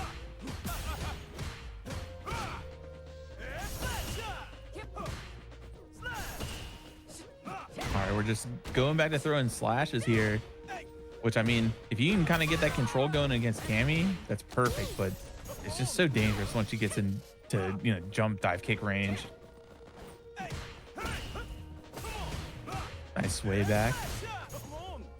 Now, one thing you know OB is looking out for is the moment Cammy hits level 3, they're going to stop throwing fireballs, especially the double area. Yeah. I mean, it's tough. Like, you got to threaten it from time to time, but, you know, it's going to be tough to try to impose that at all. Well, don't do it from full screen, I'll tell you that. Okay, this has got to be the level 3. I was going to say, this is going to for sure get level 3'd. Now, DJ Cat still can do a grip. Cat has reminded us that Obi has placed 2nd place at Duo Academy for 3 weeks. DJ. Obi Well, has, if anybody can make a reverse 3-0, it sounds like it might be them. Obi is one of the Tony favorites. One of few Street Fighter Duo Academies usually featured in the top 8. But they definitely have the climb right now as we're at top 24 and they're down 1. Good wherewithal to use the jackknife. And now OB fighting their groove. They got the rhythm mod.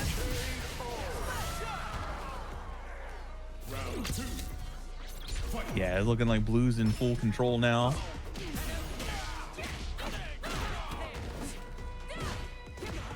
He's kind of, you know, process the situation, and like you said, you know, with all those close placements, even got one in the books here, it looks like they can turn this around, but Crossover's no chump, so it's still a long hill to climb. Now, Blue's still in blue health, unfortunately, but they're going to need to find a clue right now to stop Crossover RG's mix and stuffs the drive rush with the standing heavy.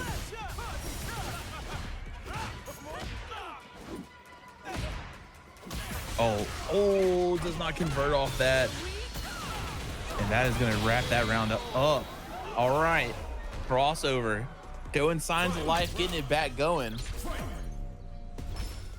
Crossover on set point. Blue is in a very critical position.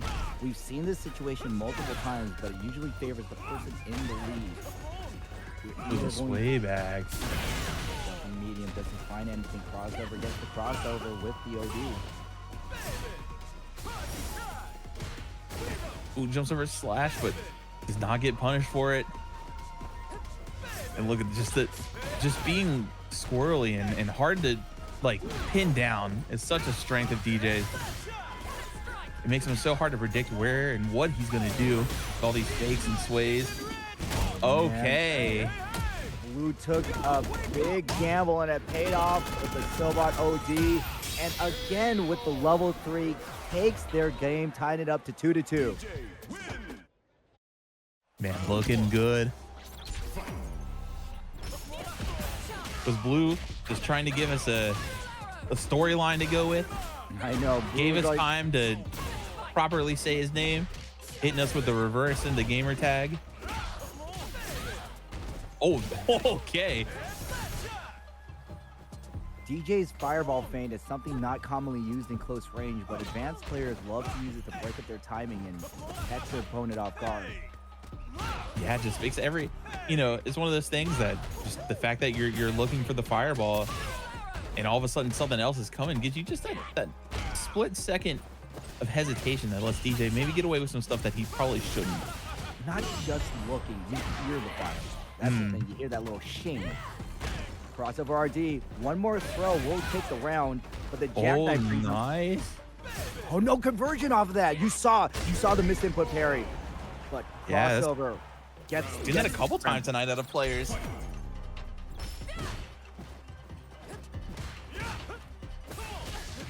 This way back again. Hitting the buttons because of the spacing. Crossover gets sense victory around the corner. Will they be the one that sends Blue to lose it?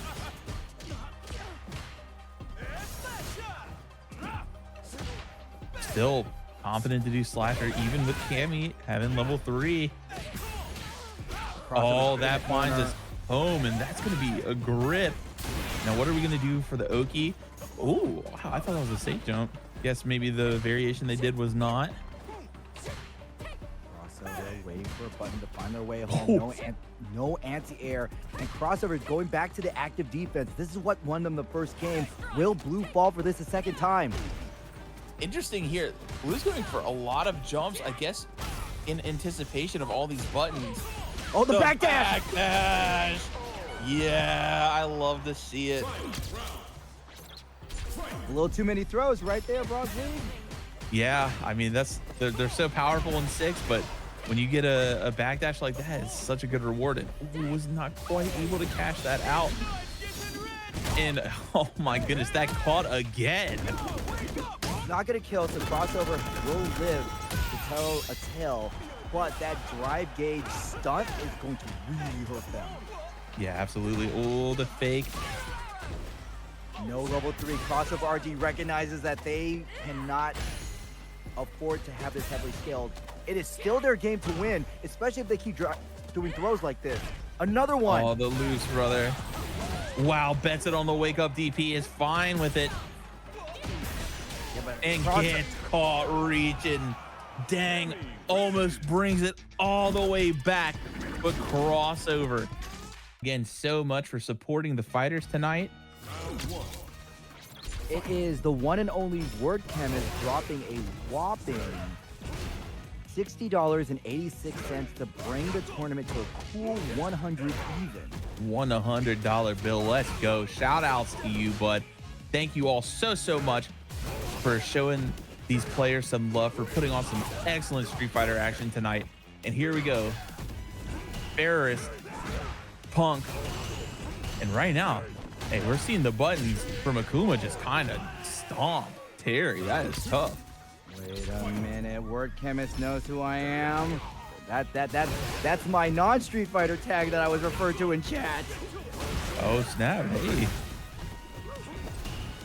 Anyway, Punk using the rising tackle to tag Ferris in the air to stop those air fireball. Yeah, again, no air fireball. This is a no-fly zone. And nice conversion. My commentary partner Doki Doki likes to call that the inverted Rashid. I don't know if you ever saw like the Terry little guide video they put out for him. He said that move's good for when he plays basketball. The hell does he, what? You would think it would be the power dunk because the word dunk's there. Yeah, no, it's rising tackle. Wait, if it's named rising tackle, wouldn't it be better for football? I mean, he must be going to the hoop with it, I guess. I don't know, man, but Punk put him into the basket, brother. That was a quick game 1, but I mean, that is Akuma damage. Even though it wasn't even a 2-0. It was just fast. Terry has amazing damage and Akuma has little health. This is it's a volatile combo for Ferris, so they're gonna have to use all of it. Oh, right there, right in Akuma's. Matatas, I gotcha. Oh, I don't think he's okay, chat. No. The Busta Wolf, man, such a cool super. Another And again, rising tackles him out of the air. Oh, the drive rush crouch medium. And we're getting the optimal Oki stuff here. Hey, optimal Oki or not, we're gonna DP. Always DP. Oh, whip punish from Ferris. Now Ferris got Punk in the corner. This is the time. If you got to lay into your opponent, you got to do it now. And Punk calmly just responds with a counter hit jab and drive rushes out of the situation. Carries again. Oh, but gets pushed low with that crouch medium kick. And you gotta respect my pouch. Ugh. Oh, doesn't kill though. And that's scary. You can't leave the alpha alive.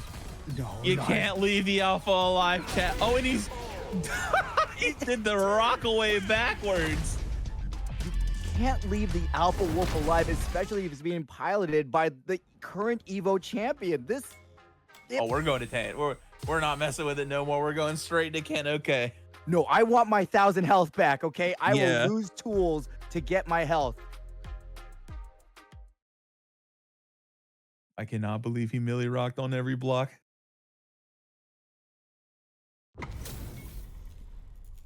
This is that champion privilege that you brought up before, Bronze League, where you could just do what you want because you're going to win. Yeah, I mean, you see it across all sorts of different, sports and anything like that. You leave Tom Brady with too much time on the clock, brother. It's a wrap. I hate my Patriots, but same energy. Like, Barrett gets the first shimmy. Punk has half their life gone. We haven't seen Punk drop a game all set. oh, Standing heavy kick. That's one of your favorites, right, Bronze? oh yeah, it's straight into the burnout too. Here we go. Just from a few interactions, Ferris went from winning with advantage. We got to talk about the unique properties of the rising tackle. How's the rising tackle input? It's no longer charged, correct? Correct. It is a DP motion in this game. However, because the move goes straight up, it's really hard for it to have a dead zone. Yep. Oh, the crouching medium punch drive rush attack. Great stuff. And is perfectly content to wake up with EXDP here. Oh, now I remember who Word Chemist is. Yeah, he did the Street Fighter Duel Academy theme. Oh, hell yeah. He sampled Strange Sunset from the EX plus Alpha. Oh, that's my goat right there. That is one of my favorite, if not my favorite fighting game songs of all time. Wait, more than Sakura's? Yeah. I mean, I love that song, but don't get me wrong. I think Strange Sunset, Flash Train, what's it called? Parallel World? Yo, chat, listen to this guy. He's actually naming the tracks from EX plus Alpha by name. Oh, Stronger? Don't get me started. Okay. Anyway, back to the match. I could go on.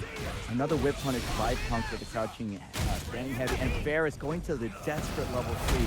You could really tell that whenever a player that's not Punk is fighting them, they are just waiting for the first chance to get level 3 on him. Yeah, I mean, you want to be optimal, you want to cash out, but I mean, at the end of the day, even though Punk is the champ, the alpha, he's still just another human being. And yeah, there you go. Putting a game up on the board, looking good. This is going to be the first game Punk has dropped. We're at 1-2. Ferris feeling pretty confident right now. They took a game off Punk, but they got a lot more to climb. And right now, the switch to Ken has been fortuitous because they're landing these whip punishes much harder. Yeah, good throw. All right, here he goes, the loops. All right, just walks it out here. And wow, drive impact to throw him back in the corner. And now here we go. It's Terry time. Oh, but it's getting a little scared for Punk. But, oh, he doesn't get the full punish. And just enough in the tank for Ferris to take that round. Yeah, great stuff here. Nice jump over.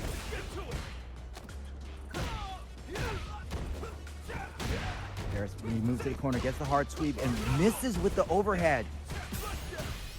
And man, just having the timing down there, the whiff jabs, everything's coming up Punk's way now. Here comes the throw loop. Ferris didn't want to check anything. Instead, they're going to go for the OD. Drive rush out to take up the space, and Punk saw it coming. Oh. I mean, it still worked out. I didn't know what exactly Punk was going for there, but hey, it still works out. Punk, I believe, on set point.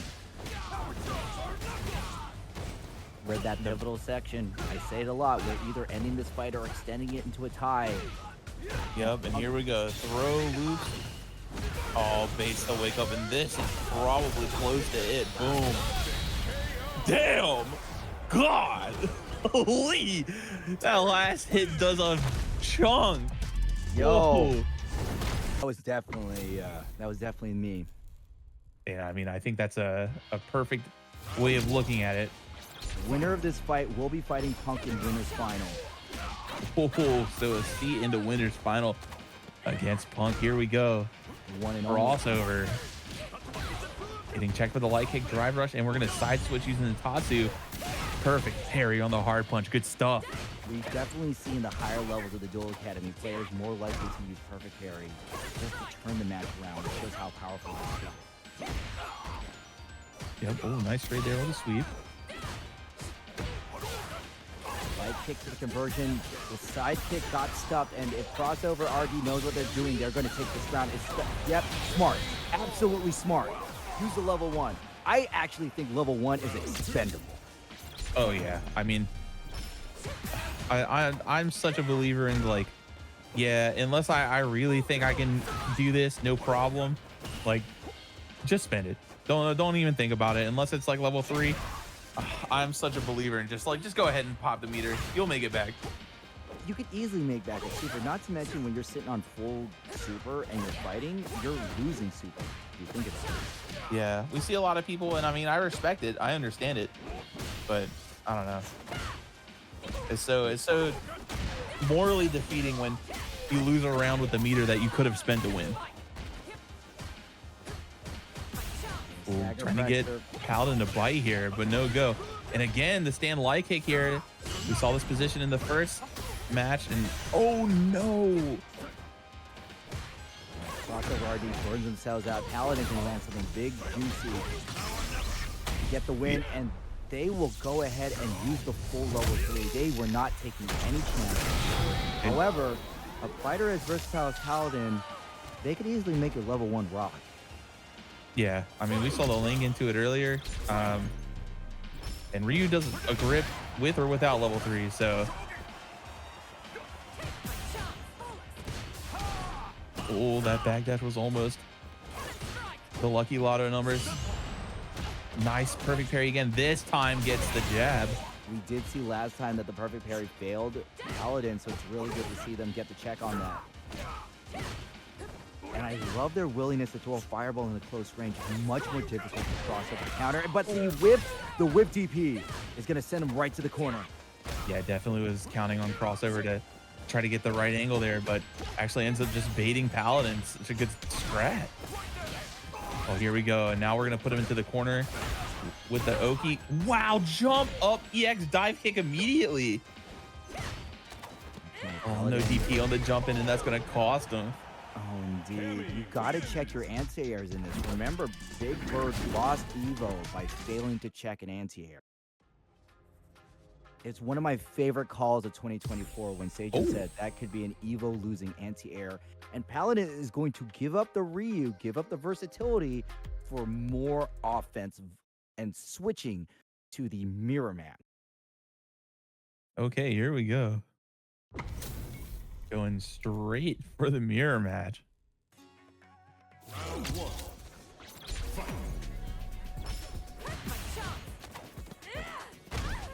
Good throw. All right, this is already looking pretty okay for Paladin. But the perfect parry is going to switch position here. Just outside a sweet rage for Paladin. Also, I like the color choice for Paladin, staying close to the team with the white jacket, keeping with the holy name. And oh my lord, Paladin with a miraculous comeback right now. Dang, that got the walk back on the shimmy, but unfortunately did not get the catalyze into it. Oh, meets some air to air there and was ready for the DP. Okay, Paladin. Not to mention Paladin knew the ideal punish while in burnout. Excellent choice. Catches the legs here. We're going to move and we're going to go for the low neutral jump. Pressure into the wall. Here goes the loop. What's next? Oh, backdash, but doesn't get anything out of it. No, that was a good choice, but crossover was just not prepared for their own success. And Paladin is going to cash that in with a level 3. All right, Bronze League, will it kill? Yes or no? Nah. Ding, ding, ding, ding, ding. Okay, You're I was correct. like, no way, right? Look at that, everybody. Bronze League guessed it correctly. It's going to be a prize right here, but you can turn 2 of them in for a medium prize. What that medium prize is, I don't know because I don't have any medium prizes.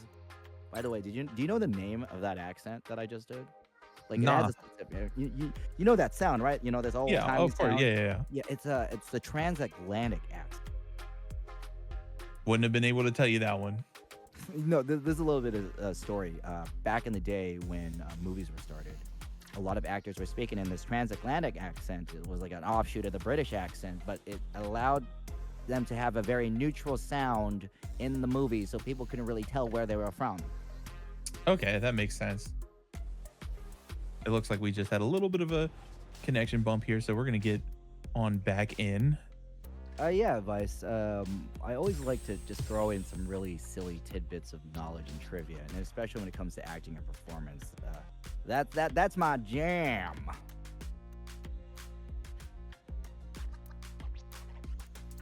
Well, it looks like we have a all tied up game here again. Going into it, Paladin again. Shout outs to the overlay letting us know.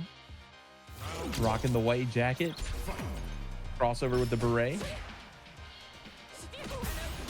So, Paladin catching crossover, walking forward, calling for a throw, and crossover went crazy with the OG and is stuck in the corner for the trouble. Yeah, it's looking bleak, but was able to jump out, and now crossover gets to run a little bit of offense. Next dive kick, gets caught reaching. Punish counter is going to put a lot of damage on the table for crossover, but Paladin, and you'll notice whenever Paladin gets these air perfect parries, they don't immediately default to throw. Yeah, sometimes jumping perfect parries can be a fickle thing depending on how deep they are. Want to talk about something deep? How about Cammy's knees into Paladin's spine for the win? Round 2. Man, just it's painful every time I see it. But okay. Paladin still, I mean, looked pretty good, and I mean, won the last game, so this Cammy pick still may work out. Crossover starting to find the adjustment there. They already got 1 round on the board, and they're staying pretty close to Paladin. Yep, okay, nice. Another throw. Okay, just immediately tried to jab out. Looked like they maybe expected a shimmy attempt. Feel the pain. Oh, the perfect. Cammy wins.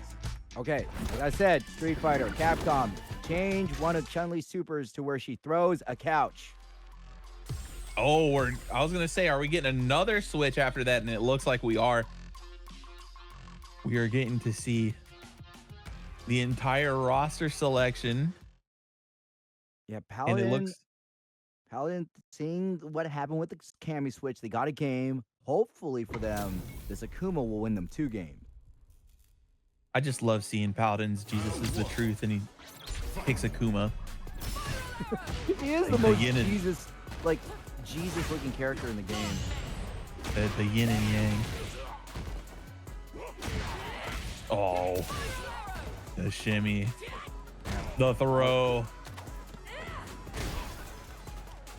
We're We definitely need some divine intervention to get out of this corner. We're definitely in crossover's domain with this one. Oh, Thanks to the air combo, crossover RG is on set point. Paladin has been a very strong player, but crossover RG's one adjustment has really changed the temperature of this whole set. yep. And we're just seeing crossovers, like just their offense here, their pressure is just being in full control. We haven't really gotten to see. Oh my goodness, Paladin hasn't got to play in about 4 games. And they're And, not that's it. They're not going to be playing for quite a while, or at least in winners, because crossover RG is crossing the threshold to winners finals to face pump, taking out Paladin with that super. Cammy. A lot of fun. And this has just been, man, non-stop Street Fighter matches, and we've got another one lined up for you, chat. We definitely are seeing the Akumas come out to play tonight, wouldn't you say, Bronze League? Oh yeah, I mean, that's what you're gonna see when a character's just super strong like this. And same with Bison, Jazz on that Bison, and Complex over here with the Akuma. Both of these characters definitely towards the top of the tier list here. And both can kind of just steamroll the other. The However, Street Fighter 6 classic. However, Akuma has way more tools than M. Bison. Mainly a reversal. But I mean, Bison has a slew of incredible buttons. Scissors is still just scissors, and any hit from Bison can lead to either just continuous pressure, or once the bomb's on, we've seen the damage that Bison can do. It can be curtains for Akuma in 1 to 2 hits. Especially since Akuma has 1,000 less health than your average Street Fighter character. Yeah, wow, what a punish with the back roundhouse. Good punish off of a neutral jump, and Complex 90 can get their offense going with Jazro in the corner. Jazro using the Witch Woman sweep. Yeah. Oh, and the whiff punish was stand heavy punch. Such a good button. Gets the dash up here.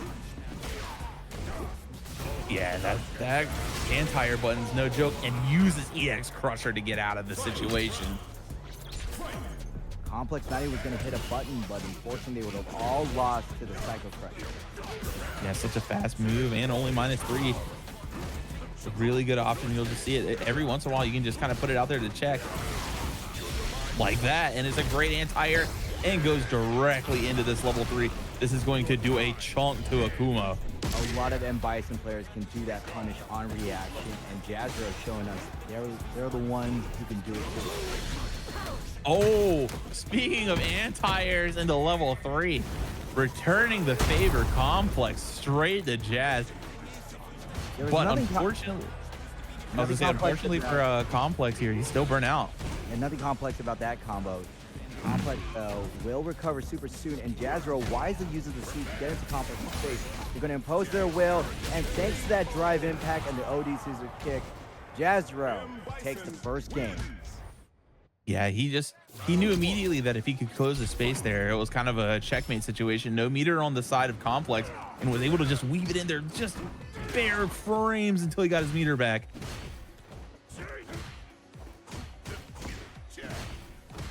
There it is, that stand heavy punch, so good. Oh, gets him to reach, but oh, there we go. Punished again on the shimmy, bombs up. What's the mix?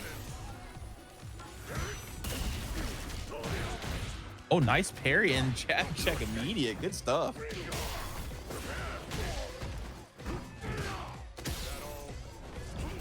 Complex finding the answer to Jazro, putting him in the corner.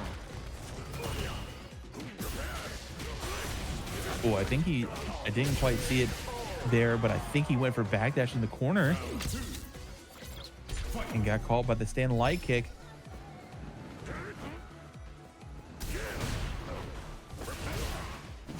Ooh, tries to drive rush, but fall right into the fireball. Jazro gets thrown. We're still in the middle, and Complex getting the drive rush and stuffing whatever button Jazro put out. Oh, the teleport backwards. Tried to bait something. Fireball. Boom. Level 3. Big damage combo there. Good stuff. Complex.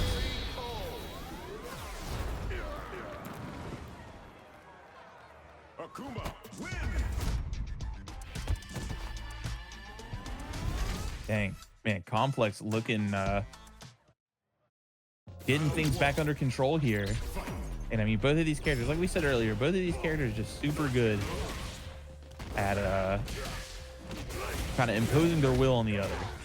It's just that Akuma does happen to have that fireball, but you know, the damage and the buttons, well, I would very rare, it's close in the button advantage, but the damage advantage definitely goes to Bison when it's maximum damage. Oh, drive impact. Complex 90 is on a tear right now. Yeah. Oh, the neutral jump catches the drive rush and catches them with the shimmy. This is looking real rough, real fast for Jazz. Using all of his meter just to lock him down and burn through his drive cage. Is that level 2 gonna whip punish? It sure is. Oh, I think that's it. That Or no, that was so 2? Cool. No, it's 2. Yeah, 2. Okay, I was gonna say. What a whip punish off of the level 2. Good stuff, man. Good presence of mind to whip punish with that.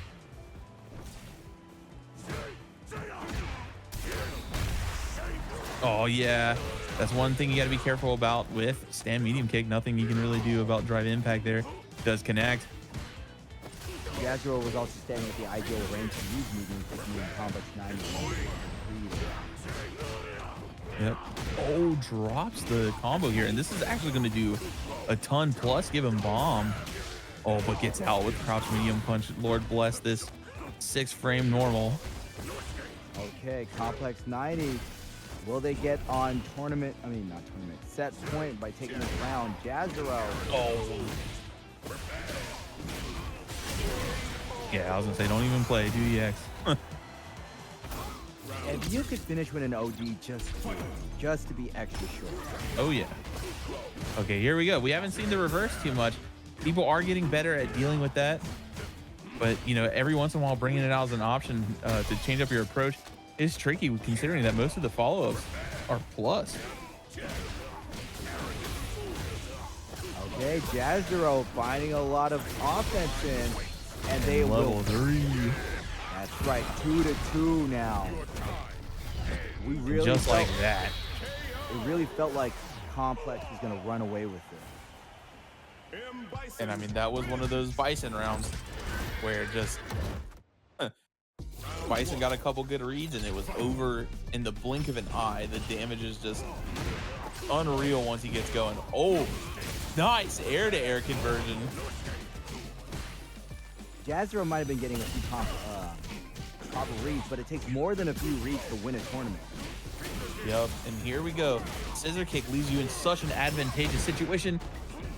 Yeah, I was gonna say, had to have used the reversal there, or he still would have been plus. Nice DP. Complex, what you're gonna do in order to make up all this lost life. Oh, still gets the combo though. Well, still gets part of the combo. It's not gonna be enough for them to win, especially when Jazero finishes their round just like that. Set point to Jazero.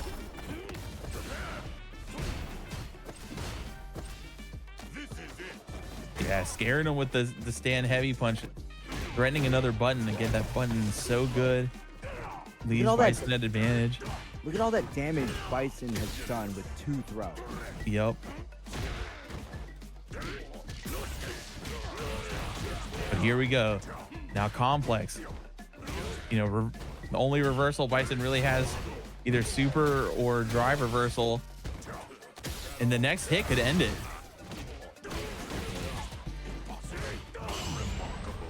Nice, perfect parry. We're probably going to just set up the bomb here. Oh, good parry from... That's going to be the round if he wants to use super. What is he going to decide to do? Level 2 to try to save some meter. Okay. One of the rare combos out of parry that killed. Yeah, level 2. Thankfully, like, supers in general have kind of a minimum scaling. So you can kind of rely on them to do just a little bit of damage. Oh, knee press nightmare. Committed to it. Did actually hit. That's a decent amount of damage from Jazero, but they're gonna need a lot more to win. Yep. Oh, the chop. Oh, no punish on the shimmy. No follow-up on the heavy. But he did get the punish through the parry attempt. The throw. Oh, he techs it. He had the presence of mind and the courage to tech a throw there. An EX Psycho Crusher anti-air again. Jazero moving on. One thing worth mentioning is not only slippery, just hard to read what was going on with what he was doing. Very impressive stuff. So looking forward to seeing this match again. And we get some more Akuma Thunder. Let's see what he's got cooking. Oh, great. Just crouch fierce anti-air. Was ready for it.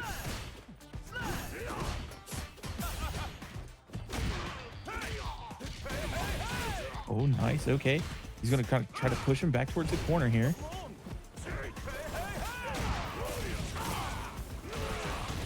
Well, the up kicks, a little errant there. Not what he was looking for. Oh, but this DP punish is going to get punished tough. And he still does so much damage. And even if you're not Akuma, that's a grip. And, you know, it's especially punishing as Akuma. But you know, Chad, I'm kind of about the classic Akuma look in this game. I know a lot of people are kind of split on his new design, but I definitely vibe with how his classic design looks in this game, though. Talking about Akuma? Yeah. I definitely vibe with it. It definitely feels like between the two designs, Akuma classic and modern, that they don't have a lot of deviation against, unlike say, Guile or Candy.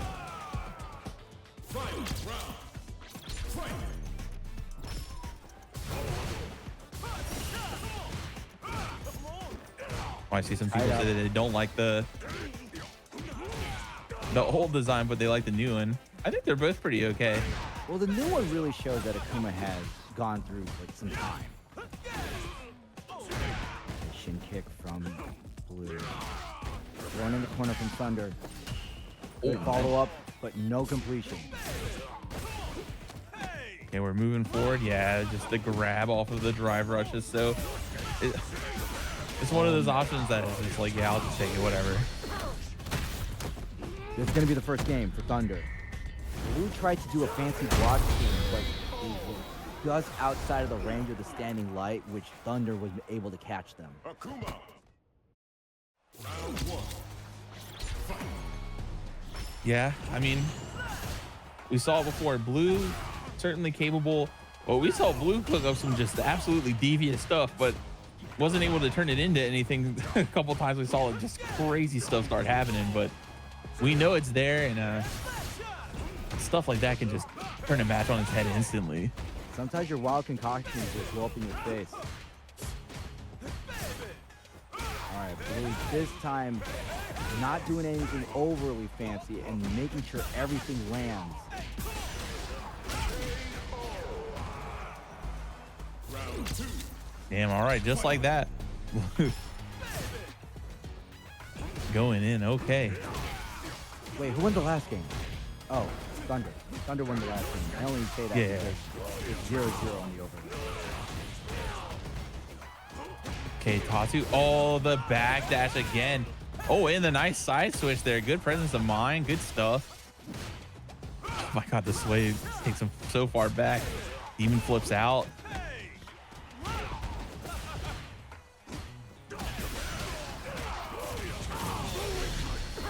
Okay, big super coming up from Thunder Thighs. Watch this punch go right to DJ Skull. Ugh. But he's going to shake it off. Oh, but gets clipped by the overhead. And then the fireball either chipped him out, or it looked like he actually may have been trying to jump. Oh, gets whip punished by the sweep. Odie fireball slash. Blue whipped before. Thunder Thighs dashing in to get Blue right in the corner, and Blue is burnt out and responds with the jackknife on the jump. Oh, and the cross-up kick. This level 3 is going to do a grip. Mostly used to get our drive gauge back, but I mean the damage is a nice little cherry on top. Especially when you're fighting Akuma, a lot of damage is a ton of damage against him. Oh, again, nice anti-air.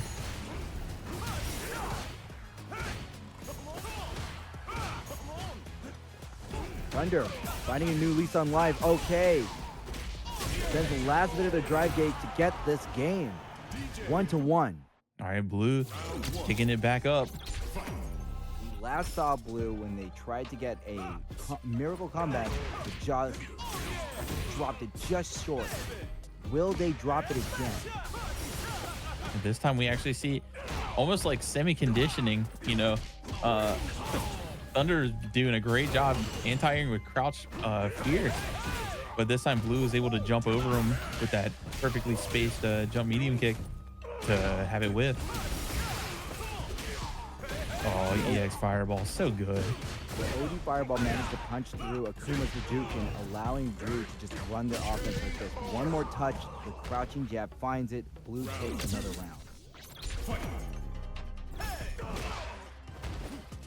I mean, still, hey, I appreciate that Thunder is like, yeah, I'm still gonna do it. That's like one of the #1 things in fighting games. Don't ever let them take your option away, even if you look foolish. Thank you, Professor DJ Bronzeberg.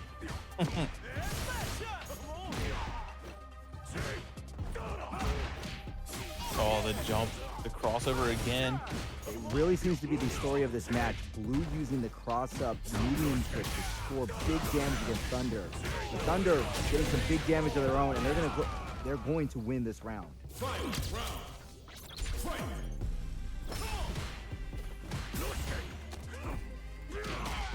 Nice throw. Okay. Charges the fireball. Oh, actually gets hit there. It was just a little too slow. The dive kick finds its mark on the counter hit here. This is going to be huge damage. Give us a Thunder's doing a great job just getting these level 3 combos. We have not seen them with a single. All right, well, here you go. Blue, though. I mean, DJ's a character capable of doing a ton of damage in just a few hits. And that's a good start. And yeah, we're just going to immediately cash this out. This won't burn out, but he's going to be awfully close. Especially thanks to critical art. This is one of them. Yep. Oh, and this is actually, I think, going to be one of those situations. And he catches them with the throw. Yeah, there it is. Oh, but it was guaranteed. He got hit by it on purpose, I think. Good stuff, but unfortunately still couldn't get out of it. Blue putting a game on the board. Excellent job from Blue, 2-1. Oh, cross-cut DP. Yeah, we're going to need to see some more of that if we're wanting to stop the jump medium kick attempts.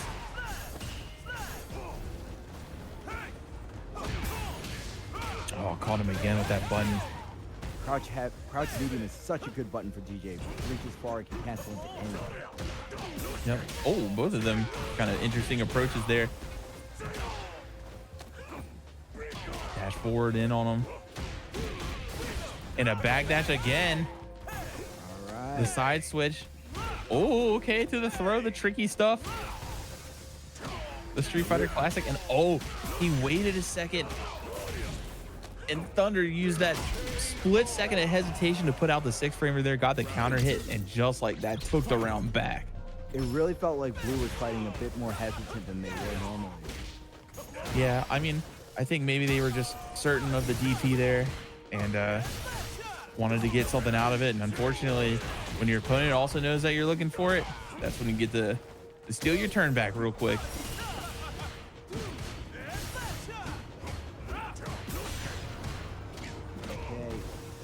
Thunder is worked out. Will Blue commit to a drive-in? Oh, I was gonna say it's a little scary because he does have level 3 to reversal. But oh my goodness, I forgot who we were talking about. DJ with the DP punish and level 3 on Akuma. This, of course, is going to do massive damage. But they're going to need one more round to close it out. Blue has 2 games. Thunder's 1. Nice. Catches him trying to get over the fireball. Nice confirm. Okay. Double jackknife. Gets it again. Base the DP and Whoa, Thunder. Did Thunder hit confirm? Deep.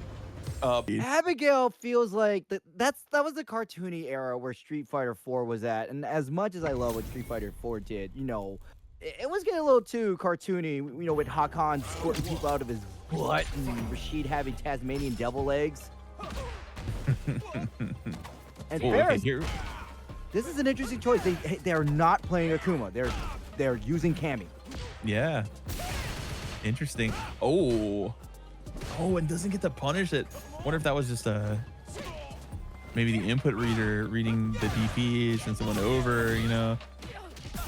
Could be a lot of things with that. But here we go. Yeah, let's DP out of that. Let's not deal with that anymore. Take that option off the table. Hey, I'm done. There's cornering Blue with these great normals, but Blue checking the throw. And they will use the level 2. Don't mess up, GDR, baby. It's your DJ Butterfly. Oh my goodness. I have a friend who brings arcade machines to cons and major. Shout outs to Arcade Impact. Some of y'all, if you've been to CEOs. Yo. I love Arcade Impact. Oh yeah. Shout outs to them. I'm part of them. You talking And, about Swolita Bot and that crew? yeah. Yeah, they're great. They're Yeah, I amazing. live like 20 minutes from them. Anyway, you get to hear that song a whole lot going to conventions with them. Duh. They know what's up. No, but seriously, it's, thanks to Arcade Impact, they gave me my first out-of-state concert. Oh, hell yeah. Okay, excellent back fist to the cancel. Ferris is not going to get the game, but we gotta spend our meter to extend. And judging by the other camis, they don't need the level 3 to win. Oh, but unfortunately, did not reach with that. And Blue goes down a game here, but is on fire. It gets to play right after winning that last set. I always think of that as kind of a buff. Oh, TP out. All right. There's approaching with the dive kick mid space, allowing Blue to catch this great combo and the throw, putting them closer. And again, Wow, with the is OD. not afraid. Yeah, Ferris just is always playing the reverse option. Uno reverse time. Okay, they got level 1. But they stand still over Blue. Blue got the quarter, and again with the OD this time for the game. Wow. No fear whatsoever. Cero miedo indeed.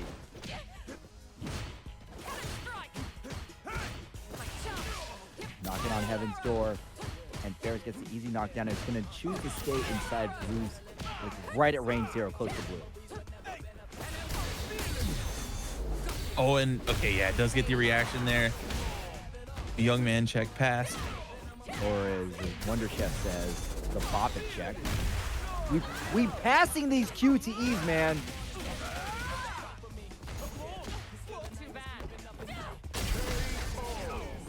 I love how Cammy said too bad, because it really felt like that. Blue was on a hot streak, they were on their comeback, and no, too bad, died.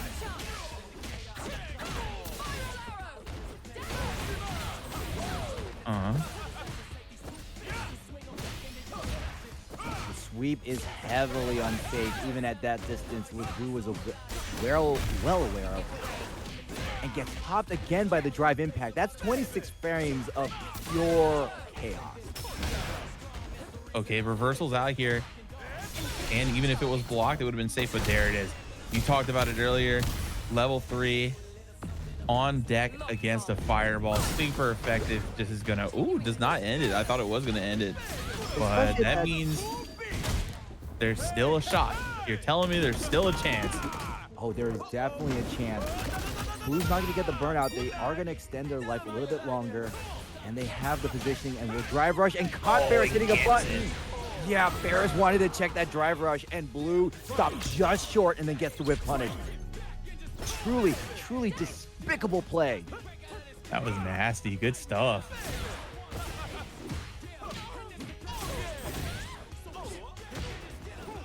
Oh, nice. Okay, jump. Oh, okay. Goes for the drive impact again, but this time no one was home. Blue's going to is looking to have their home in the right side of the screen if Ferris has any say in it. And this time, the miracle OD reversals are not working. And Oh Blue's my goodness. gonna check Ferris out 1-to-1. Just a huge amount of damage there too. Man, had even more to give. All tied up. And man, just missed space there. Gets punished all the way. Spacing is a resource, I think. Of course. It's your Monopoly board. You want them to land on where you want them to land. Yeah, you want to go on. You want Boardwalk and Park Place while you put your opponent in jail. Absolutely. All right, Blue with a reversal of their own.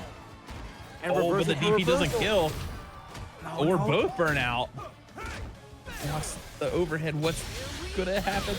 Just commits to the super. Not a bad idea because, you know, if it blocks, probably chips him out. There were very few things Blue could have done outside of a neutral jump lead. Ferris played the option that covered the most options available. Good back Right back throw. right here in the drive rush and gets the punish on the parry attempt. It does so much, and the extended frames of which you're stuck in recovery afterwards this season. I like it so much. Ooh, nice anti-air. I do agree, Bronze League. The changes to parry make it less of a get out of jail free card. Oh, back to the Monopoly reference. Yeah. We'll figure out some way to say do not collect go at some point. Definitely some utilities going on right here with Oh my goodness. what? We're gonna go through the whole board. Walk. Oh. And speaking of walk, we're about to walk into game 3. Indeed. We Ferris blew wanted, up 2-1. Ferris really wanted to take their chance, but instead, Blue is going to cash out in the high rent district. Meanwhile, thank you, community, for opening up your chest and claiming all those Matcherino codes and the donations. You really know how to move when we say go. That's impressive.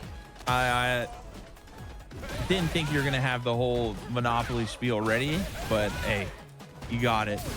Oh yeah, you know, when it comes to wordplay, I really know what's in my strength.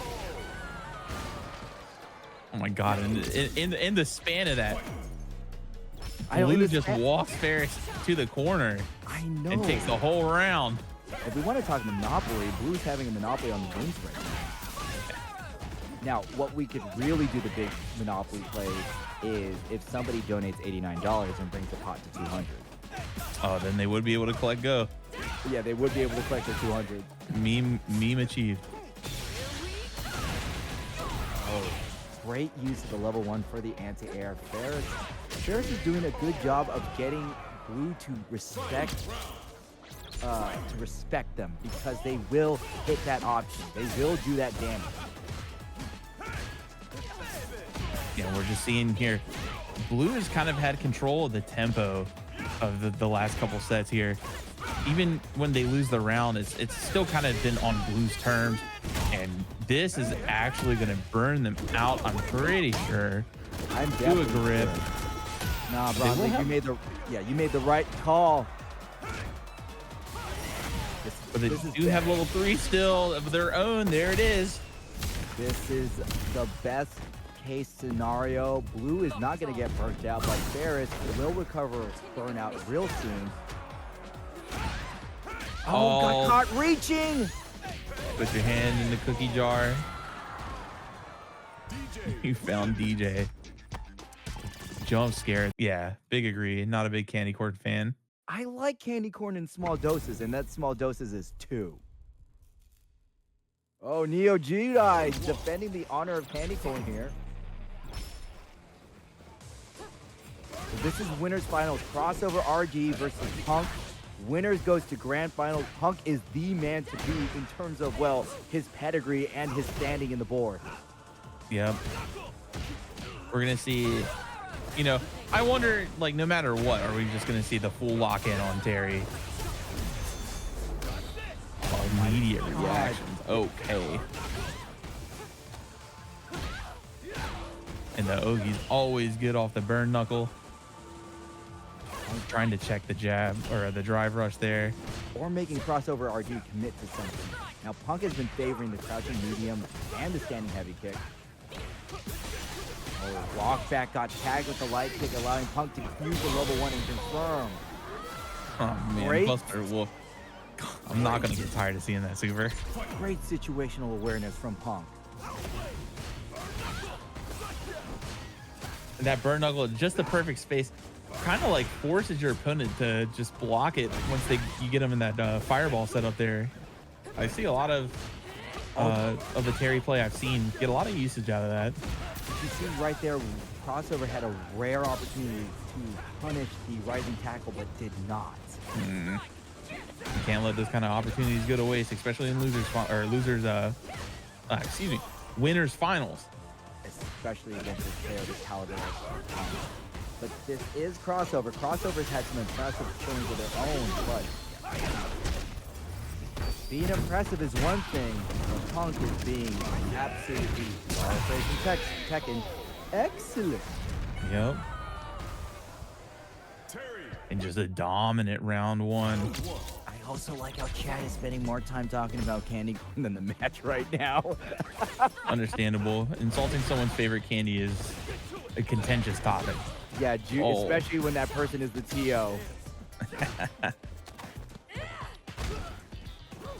Okay, good 2 throws from crossover MD, but gets caught whipping buttons, and Punk is doing a great job staying at that sweet spot. Yeah, something else to consider about Terry is that he has the crouch medium kick target combo. So if you thought crouch medium kick drivers was frustrating, how about a hit confirmable second hit into drive rush? Okay, crossover RG's got the ball going. They will not use the level 1. They think they can take Punk out. Oh, natural, and Punk puts him in the corner for their insolence. Oh my goodness. Oh no. The British breakfast? Just like, oh, and he actually doesn't even finish the comp. Wait, why'd you call it the British breakfast? I mean, it's the tea bag. Breakfast is beans on toast. Round 2. It's part of it. Okay. You gotta keep it balanced. Man, crossover RD showing us why you can't leave anything to chance against your opponent. This is the second time where Punk was at a little sliver of life and just turns it around so easily. Yeah, and I mean, Punk kind of accidentally throwing that game away by not finishing his plate. But hey, here we go, crossover. Take this and never mind. Take this, bust a wolf. Bust the wolf! I just didn't know if that was gonna do enough off of all the jabs, but hey, still It's minimum Bust the scaling, Wolf. baby. It's Bust the Wolf. It's always enough damage.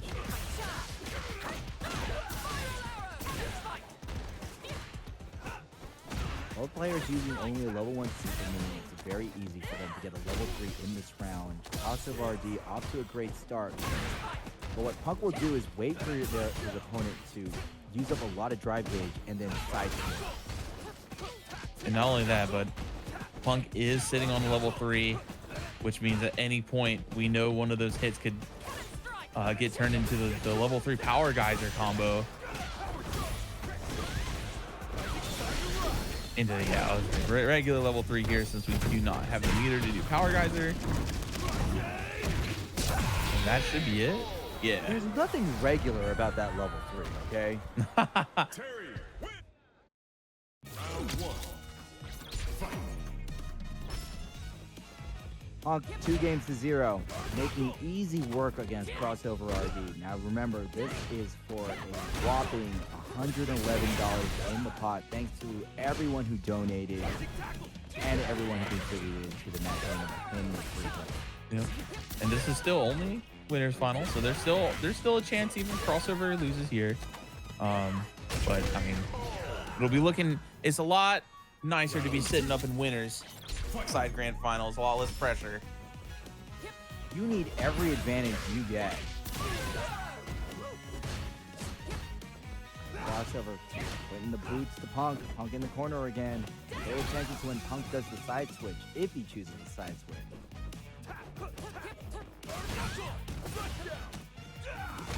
It's so funny seeing him. You think that he's like trolling a little bit?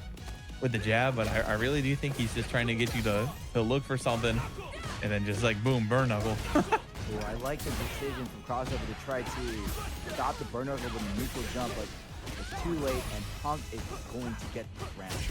Oh, drops it again. Oh my god, just jab, jab, and then a delayed jab for the win. And that's plus. You can always tell if the burn knuckles plus by the screen shake. Nice Oh, I little didn't visual know that. indicator. Yep, they put a little visual indicator if it's spaced correctly.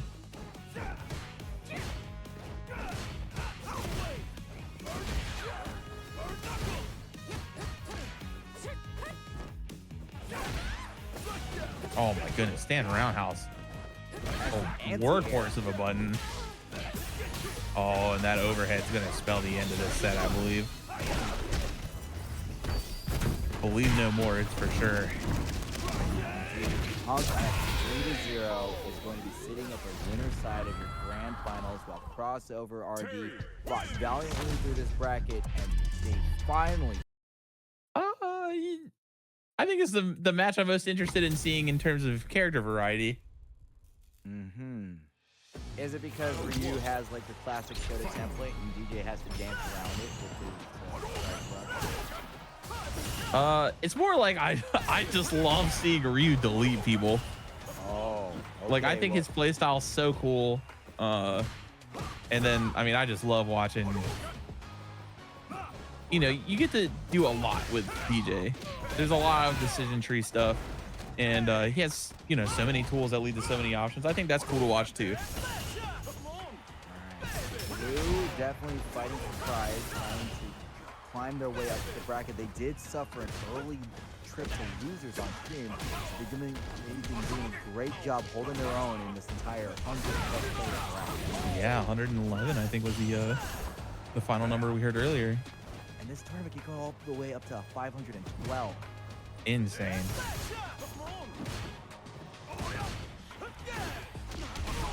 Nice sway back. Oh, but good counter here.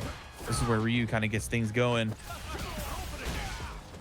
Excellent drive rush check into the jump. Oh my goodness. Paladin has a little bit of drive gauge, so I don't know if get a drive rush. If they play this smart, this will be the death. They'll have to use more meter than normal. Okay, is burnt out, but is kind of content maybe playing a little bit of a fireball game. Because they know, wow, this round's almost getting close to being a timeout. And this is going to favor Paladin. They have the life lead. Blue has to go in crazy. Yep, and just good patience there from Paladin, just to hunker down, hold their space, and knew that, you know, Blue had to commit to doing something. Fortunately, And- Paladin committed to a big OD move, and Blue saw that commitment. Yeah, and just blew him up for it. Has good space control here. By the way, Neo GI confirmed 111. Hell yeah, that's awesome. The fake again. We find Paladin burnt out again, but this time trying to put on a little more offense. Good anti-air, and here we go. DJ mix up shenanigans into the wall splat. Skip in the booth with their DJ playing, and we are tied 1-1.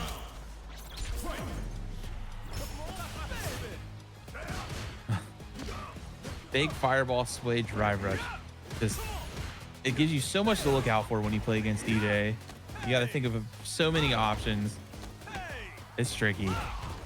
Speaking of which, welcome to the throw loops. Oh, the counter hit, nice, good stuff. This time using the feint to try to fake out. Paladin not biting anything. We've seen Paladin just hold the corner like this, not doing anything, but people have taken advantage off of that passivity. Yeah, I mean, Blue just kind of looking for any mistakes to punish.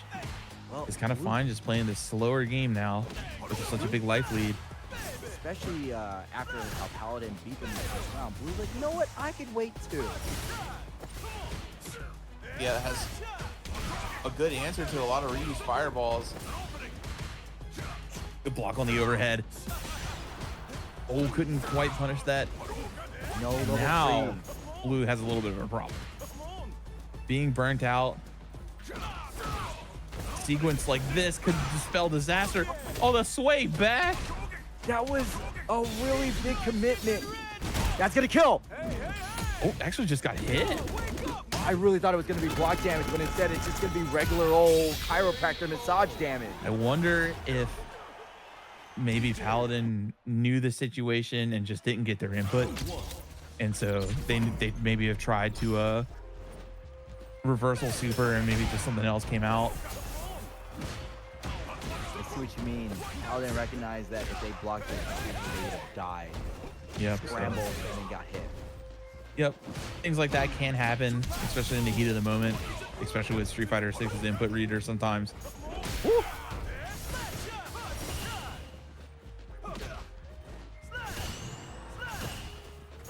Oh, these Paladin- perfect parries are so clean. Paladin needs to be careful about whipping neutral jump in that range because they can easily be caught by a jackknife or a sunrise heel. These are definitely the more tense matches of the entire tournament. Yeah, both of these players, they're just satisfied to play right in that spot. Neither of them want to give up a jump. Hey, Okay, do we have the mini game? EDR time. And we're gonna get the side switch instead. Good call. And yeah, that time to fake to bait the jump in, but now we're in a bit of trouble here. Being burnt out like that is a tough spot, but yeah, I was gonna say you got to be careful of the double fireball. One of the really strong points of DJ's fireball game. And Blue did that so close. There was nothing Paladin could have done in there. Nice reversal. Oh, really thought he was going to try to get out again from the looks of what he decided to do afterwards. Didn't want to take any kind of risk. Oh, and that's going to do a grip here. Oh, we're going to spend it all. We have to keep these games going. Yeah. There's plenty of time to make super ball. There's not a lot of time to Oh, miss base level 1. I didn't know if that was actually going to reach in time. But now we have Blue burnt out, but with the round lead. So again, Blue is kind of okay to play the fireball. No DP from Paladin. Wow. No, that ended that game. That was fully telegraphed. The mental stack just too high. Oh. Man, such a intense set here. Both of these players putting on a show for us tonight. Oh, catches Blue on the sway with the donkey kick. Yep. Oh, the fadeaway, the jump back kick there actually connected. Overhead finds its mark. And Blue not doing anything fancy. Just right in front and hits the jackknife. And we got Paladin in the corner. Not anymore. Not anymore. Thank you, Hurricane Kick. Here's that life. Here's that cleave we brought up. Yep. So much damage from a lot of straight hits that Ryu can pull off. You got to be prepared at any time. Level 2 reversal. No, he's going to hold on to that parry. He's going to spend it all here. And he should be able to wrap this one up with a level 2. Take your finish or kick. It doesn't matter. Very nice. Good stuff, Blue. And that's going to put him on set point. Blue's one of those rare DJs that actually uses all 3 of their supers. Yeah, they did give a little bit of a buff to level 1 at the start of season 2, making it a little more viable. But yeah, I mean, the great craftsman knows how to use all their tools. Paladin needs to make sure that whenever Blue jumps, they pay for it. Yeah, but we're going to probably... Oh, the backdash again pays dividends here. Especially with the side switch.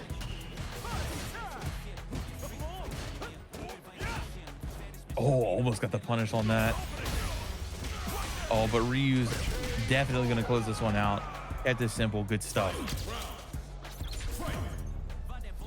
Paladin showing signs of life.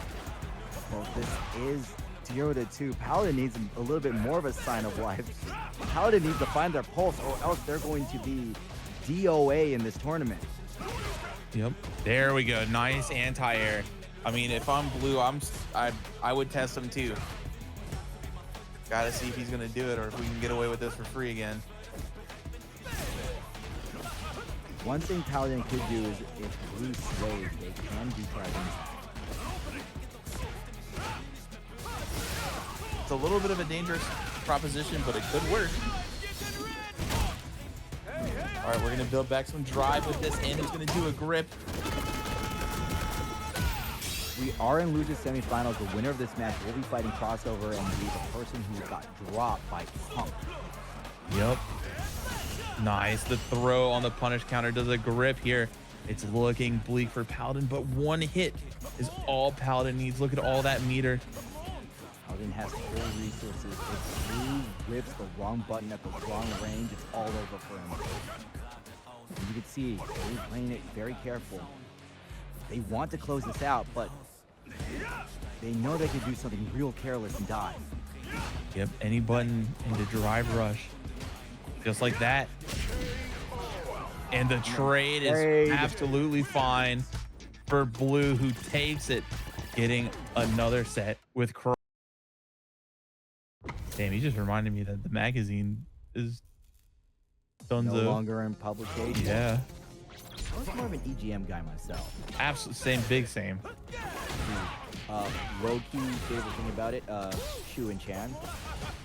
I used to listen to a lot of their podcasts way back in the day. Wait, Shu and Chan? No, it was just like the EGM staff. Okay. That was a long time ago. I think I was in middle school.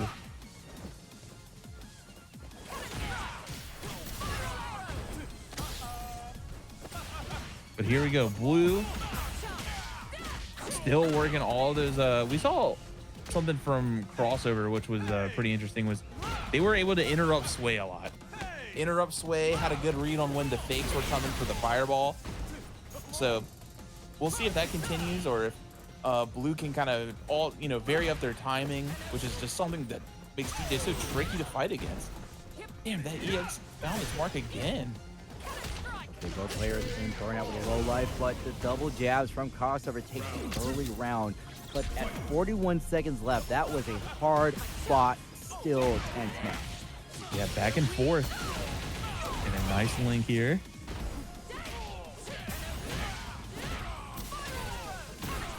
Damage.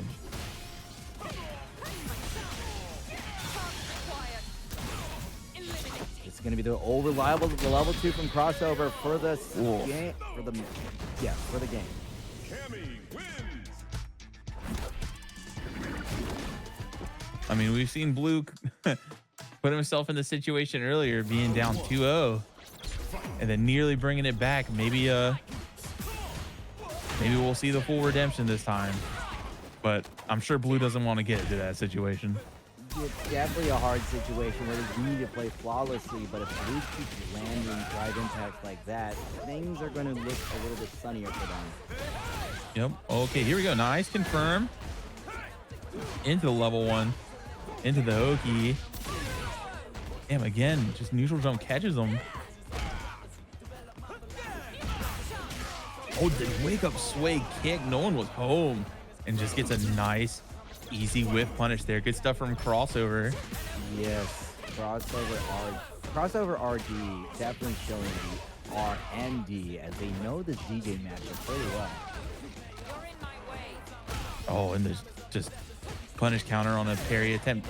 And just immediately, not afraid, goes back to parry again. If Crossover RD wins this round, we're going to have a repeat of the situation that first brought us here. Oh, nice parry. Good parry, and Crossover RD, yeah, they're going to spend everything to get the kill. Again with the level 2 Deja Vu, my friend. Cammy wins. Man. Well, Blue, is this just how you get comfortable? You like getting down 2-0 and then giving us the reverse heart attack? Let's see.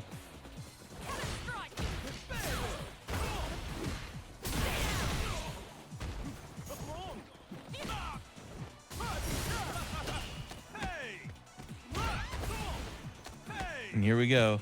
Corner pressure sequence, throw loose, and backdashes another throw attempt. And now DJ unfortunately got his back against the wall.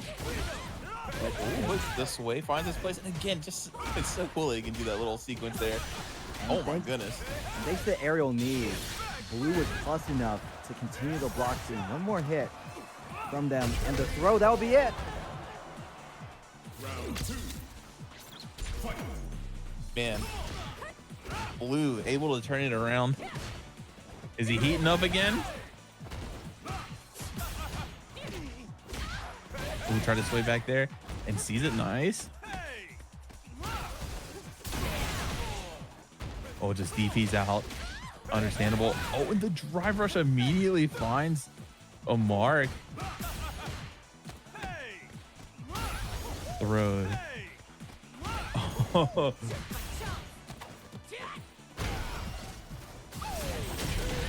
And the EX kick again. He has hit just so many of those raw tonight. It's insane. Well, it was just like how Crossover RD was hitting so many OD cannon spikes. He's locked in with that move. He is one with it. All right, Blue again, beginning this comeback. Can he pull off the full thing this time? Yes, can Blue start the comeback train a lot sooner than before? Oh, he swayed just a little too far and was not able to punish the DP. And gets DP for his jump in.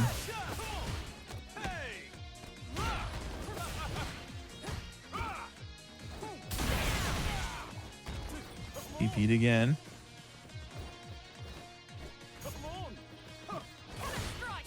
And Crossover showing that they've got their reactions on point. Okay, good one from Crossover.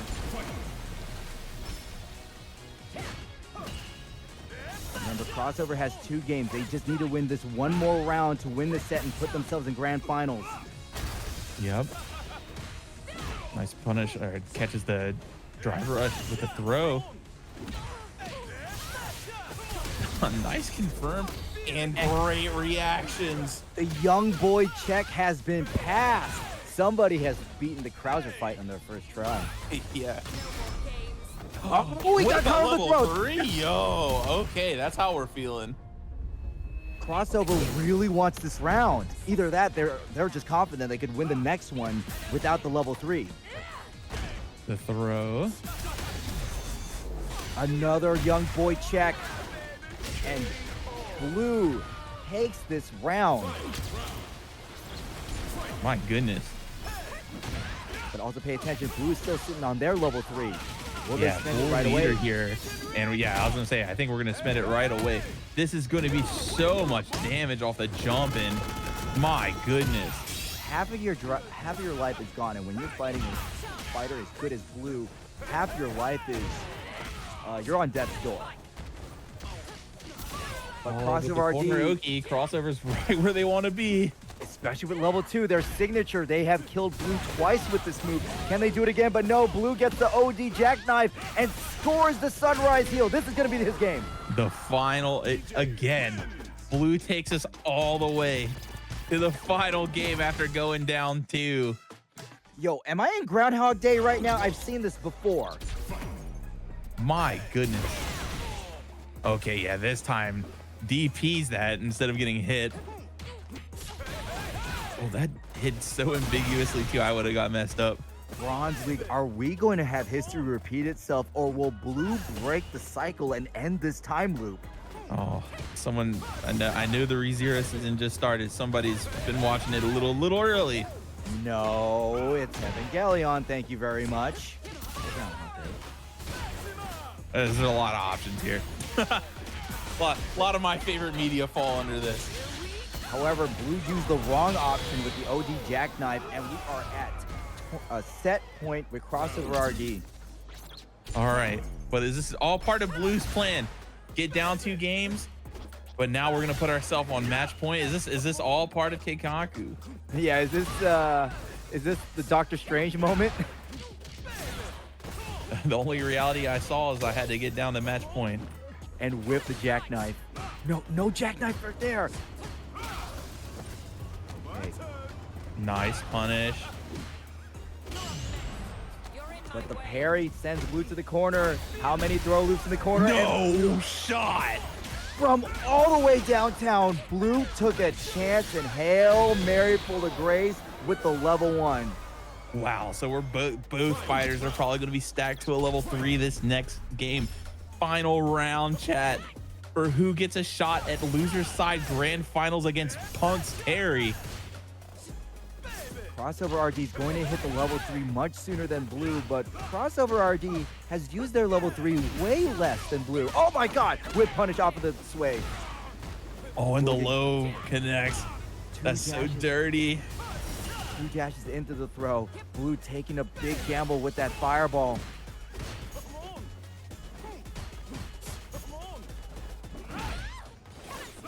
All these straight buttons. Oh, this is going to be huge damage. Won't burn out, but it'll be close.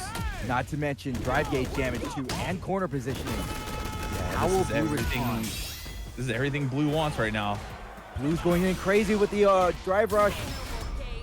All right, and crossover. Yeah, spins, burns themselves out to get this level 3 combo. This is right to the wire, Bronze League. It's so tempting. Oh, the sway. He actually got it. No way.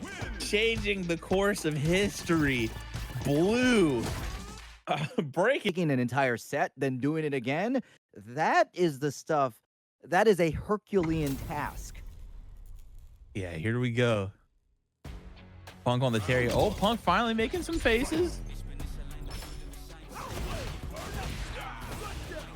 All right, let's see what Blue can do against Terry. Well, right now it's getting jabbed, burn knuckled. Now remember how highly mobile Blue's DJ is. By putting him in the corner, we have shut down the movement options. Yeah, I mean, also just Punk is it's really, really hard to whip buttons against Punk. Like, he is one of those players that, like, you know, some players you can kind of get away with, like, oh, I whipped the button from here. Like, just don't do it against Punk. Punk will punish you. In addition, Punk has been really good on the anti. Yep. There's a whip button. That was Blue's time. Stuffs the burn knuckle and sends Punk to the corner. Yep. Oh, jabs the spin attempt. Punk saw through that fake pressure. Good anti-air from Blue. Oh, and there's that whiff punish. Not a huge combo. Blue's gonna live.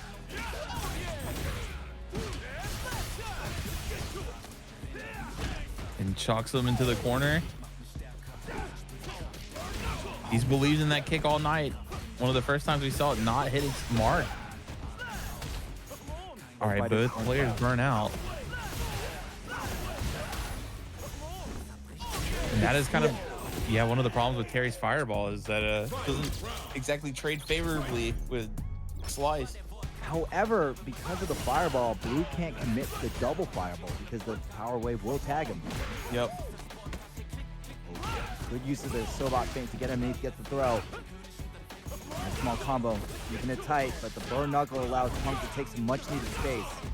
And that's going to be something I think that's going to plague this matchup for DJ here is, you know, you can get fancy with lots of the sway back stuff, but if you're just in that right spot for burn knuckle, sway back could just be an invitation to get burn knuckled all the time. Well, this is definitely Punk's invitation to use a level 3. This is going to kill.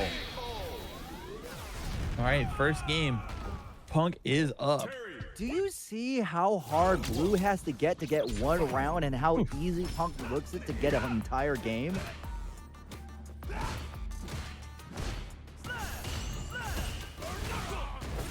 There's burn knuckle overhead, man. Good stuff. All right, Punk getting caught with the disadvantage frame. Blue, I mean, honestly, Blue's done a fantastic job here. He's been the one whiff punishing Punk, anti-airing Punk. It's just Punk's offense, once it gets going, is kind of just chewed through Blue.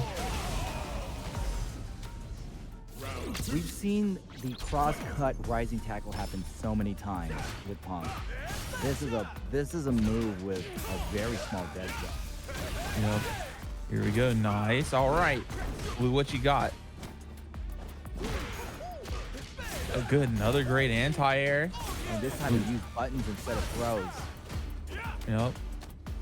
Oh, advances forward but misses and gets thrown because of it. Excellent blocking from Punk, allowing himself to get the side switch throw. Oh my god, another rising tackle. That was so late too. Oh, and crouch medium punch finds its target. But Blue has a lot of life left. And we're just, yeah, we're locked down. Now both players are burnt out again. Oh, that's got to be hella plush when it's based like that. But Blue, good looking out. Gets back into this.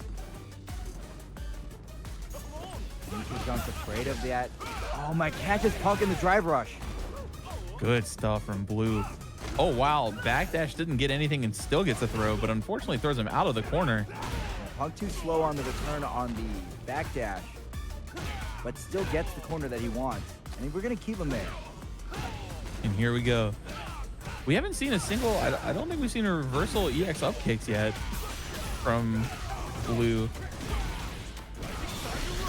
This is going to be the level 3. Oh, yeah. This is going to be the, pretty sure this is going to kill. Oh, it's definitely going to kill. All right, well, Blue's got to figure out something fast. But, I mean, then again, we have seen Blue, We've seen Blue pull off a few miracles. Can Blue find the clue to solve Terry's offense? Or Blue, don't tell me you're going to let us, you're giving us the entertainment by, you know, you're going down last game. You're going to start the comeback there. But it just shows how good Punk is at his character. Already, right? Like, damn.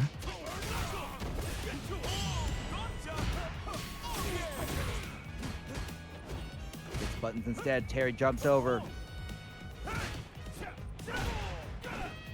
Standing heavy kick has been used so much by Punk.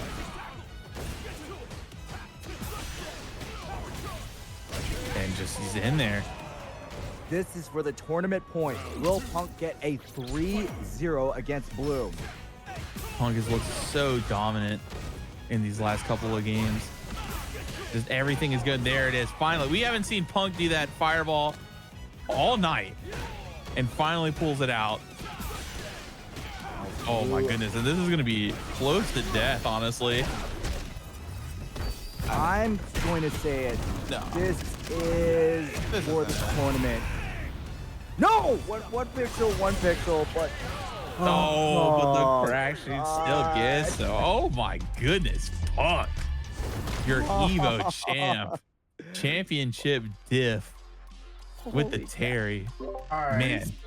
Before this shit wraps up, I want to give a very big special shout out to Johnson Ascot. I don't know who the hell you are, but that is a $250 donation to the Matcherino. Golly. Holy. Jesus, Duel Academy coming up. You think they waited to the very end? It's like, oh, Punk won right here, 250.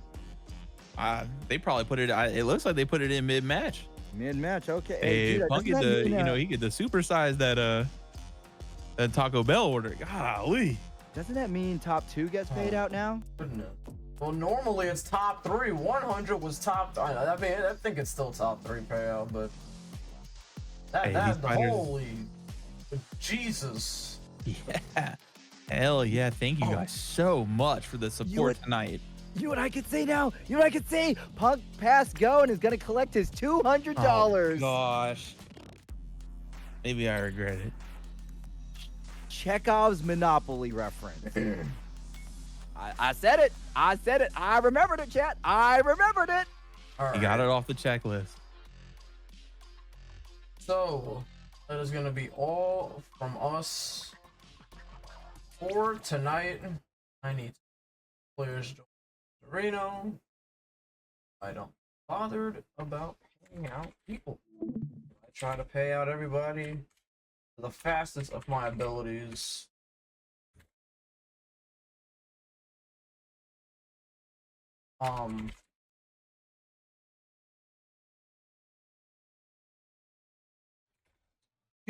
Huge thank you to everybody. All the donations, the fantastic support today. The tournament kind of flew by. I'm not even gonna lie to y'all. I am always, as always, very grateful.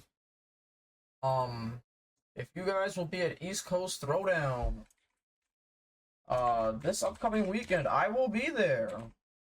Except on Friday, I'll be TOing all day. You know, I gotta show out for the community and help them out. I'll be playing my brackets on Saturday. But I will be TOing both Street Fighter 6 and Dragon Ball Fighters. So if you guys see me, please just introduce yourself, and if you guys want a picture, all you guys got to do is ask. I want to take a pictures with everybody. No, it's all day. I have to TO at 2 o'clock, 4 o'clock, and 7 o'clock. It's all day. And we have the staff meetings at 11 a.m. So like I'm there all day. Yeah, that's gonna be all for tonight, gentlemen. Do you guys have anything to say before we wrap this up for the evening? You go No first. fun. I'll let you take it away. Oh, really? It's been absolutely fun. Y'all been a blast chat. Very generous. Thank you for just being here, showing your support to the players, showing your support to Bronze League and I. We had a ball. If you loved what you heard, please follow me on my Twitter account, Captain No Fun _G. I post a lot of clips and some random doodads. Love to keep talking to y'all as man, commentary is one of my favorite things to do, and I'm glad to do what I love for the Street Fighter Duel Academy because this was sublime. Yeah, absolutely. I had a fantastic time here tonight. Again, thanks you to Neo Jedi for allowing us to commentate this tonight. If y'all had a good time, you can follow me on Twitter at DJ Bronze League and Twitch at DJ Bronze League. I stream a whole bunch. So thank you all so much again. I hope I get to do this again sometime. Appreciate all of you for coming out and being a fantastic audience. You know, I definitely have tried to bring in new people, but like there's always a major or an event like almost every other weekend, so people are busy, people can't join. And then there are other times where it's just like, okay, these guys are not busy, let me snag them because there's no one else to do comms. But I will definitely be trying to shake up the commentary. Like, you know, not everybody's free on Mondays also, so I do the absolute best that I can for my community, my and just everybody in general. Like, you know, like I do stream because I would like to full-time stream one day, but like, you know, I know that Twitch plays ads on its own. I can't control that. If it was up to me, I would have no ads playing, but ads do bring in the revenue. It is a thing. So like, dumb playing isn't just like disturbing the stream. It does help me in a way. But again, I always say every week, guys, so much for all the support. So we do it again next Monday. That's right, the day after ECT. I'm getting any rest? Hell no. We keep things going. Signups will be up tomorrow actually. So get it out the way because obviously home. And for the day, thank you gentlemen for the commentary. And we're gonna raid the homie Cusco. He is streaming. Let's surprise him with this fat raid. Also, very important, if you are in the Florida area, please be safe from this hurricane. Not looking good. They're saying that the winds might be up to 225 miles per hour. Like, that's some insanity. So please, if you have to evacuate, please do. Not evacuating, please be safe. I'll see you guys at East Coast Throwdown. Enjoy Cusco stream. Show them some love and support. We'll see you next one.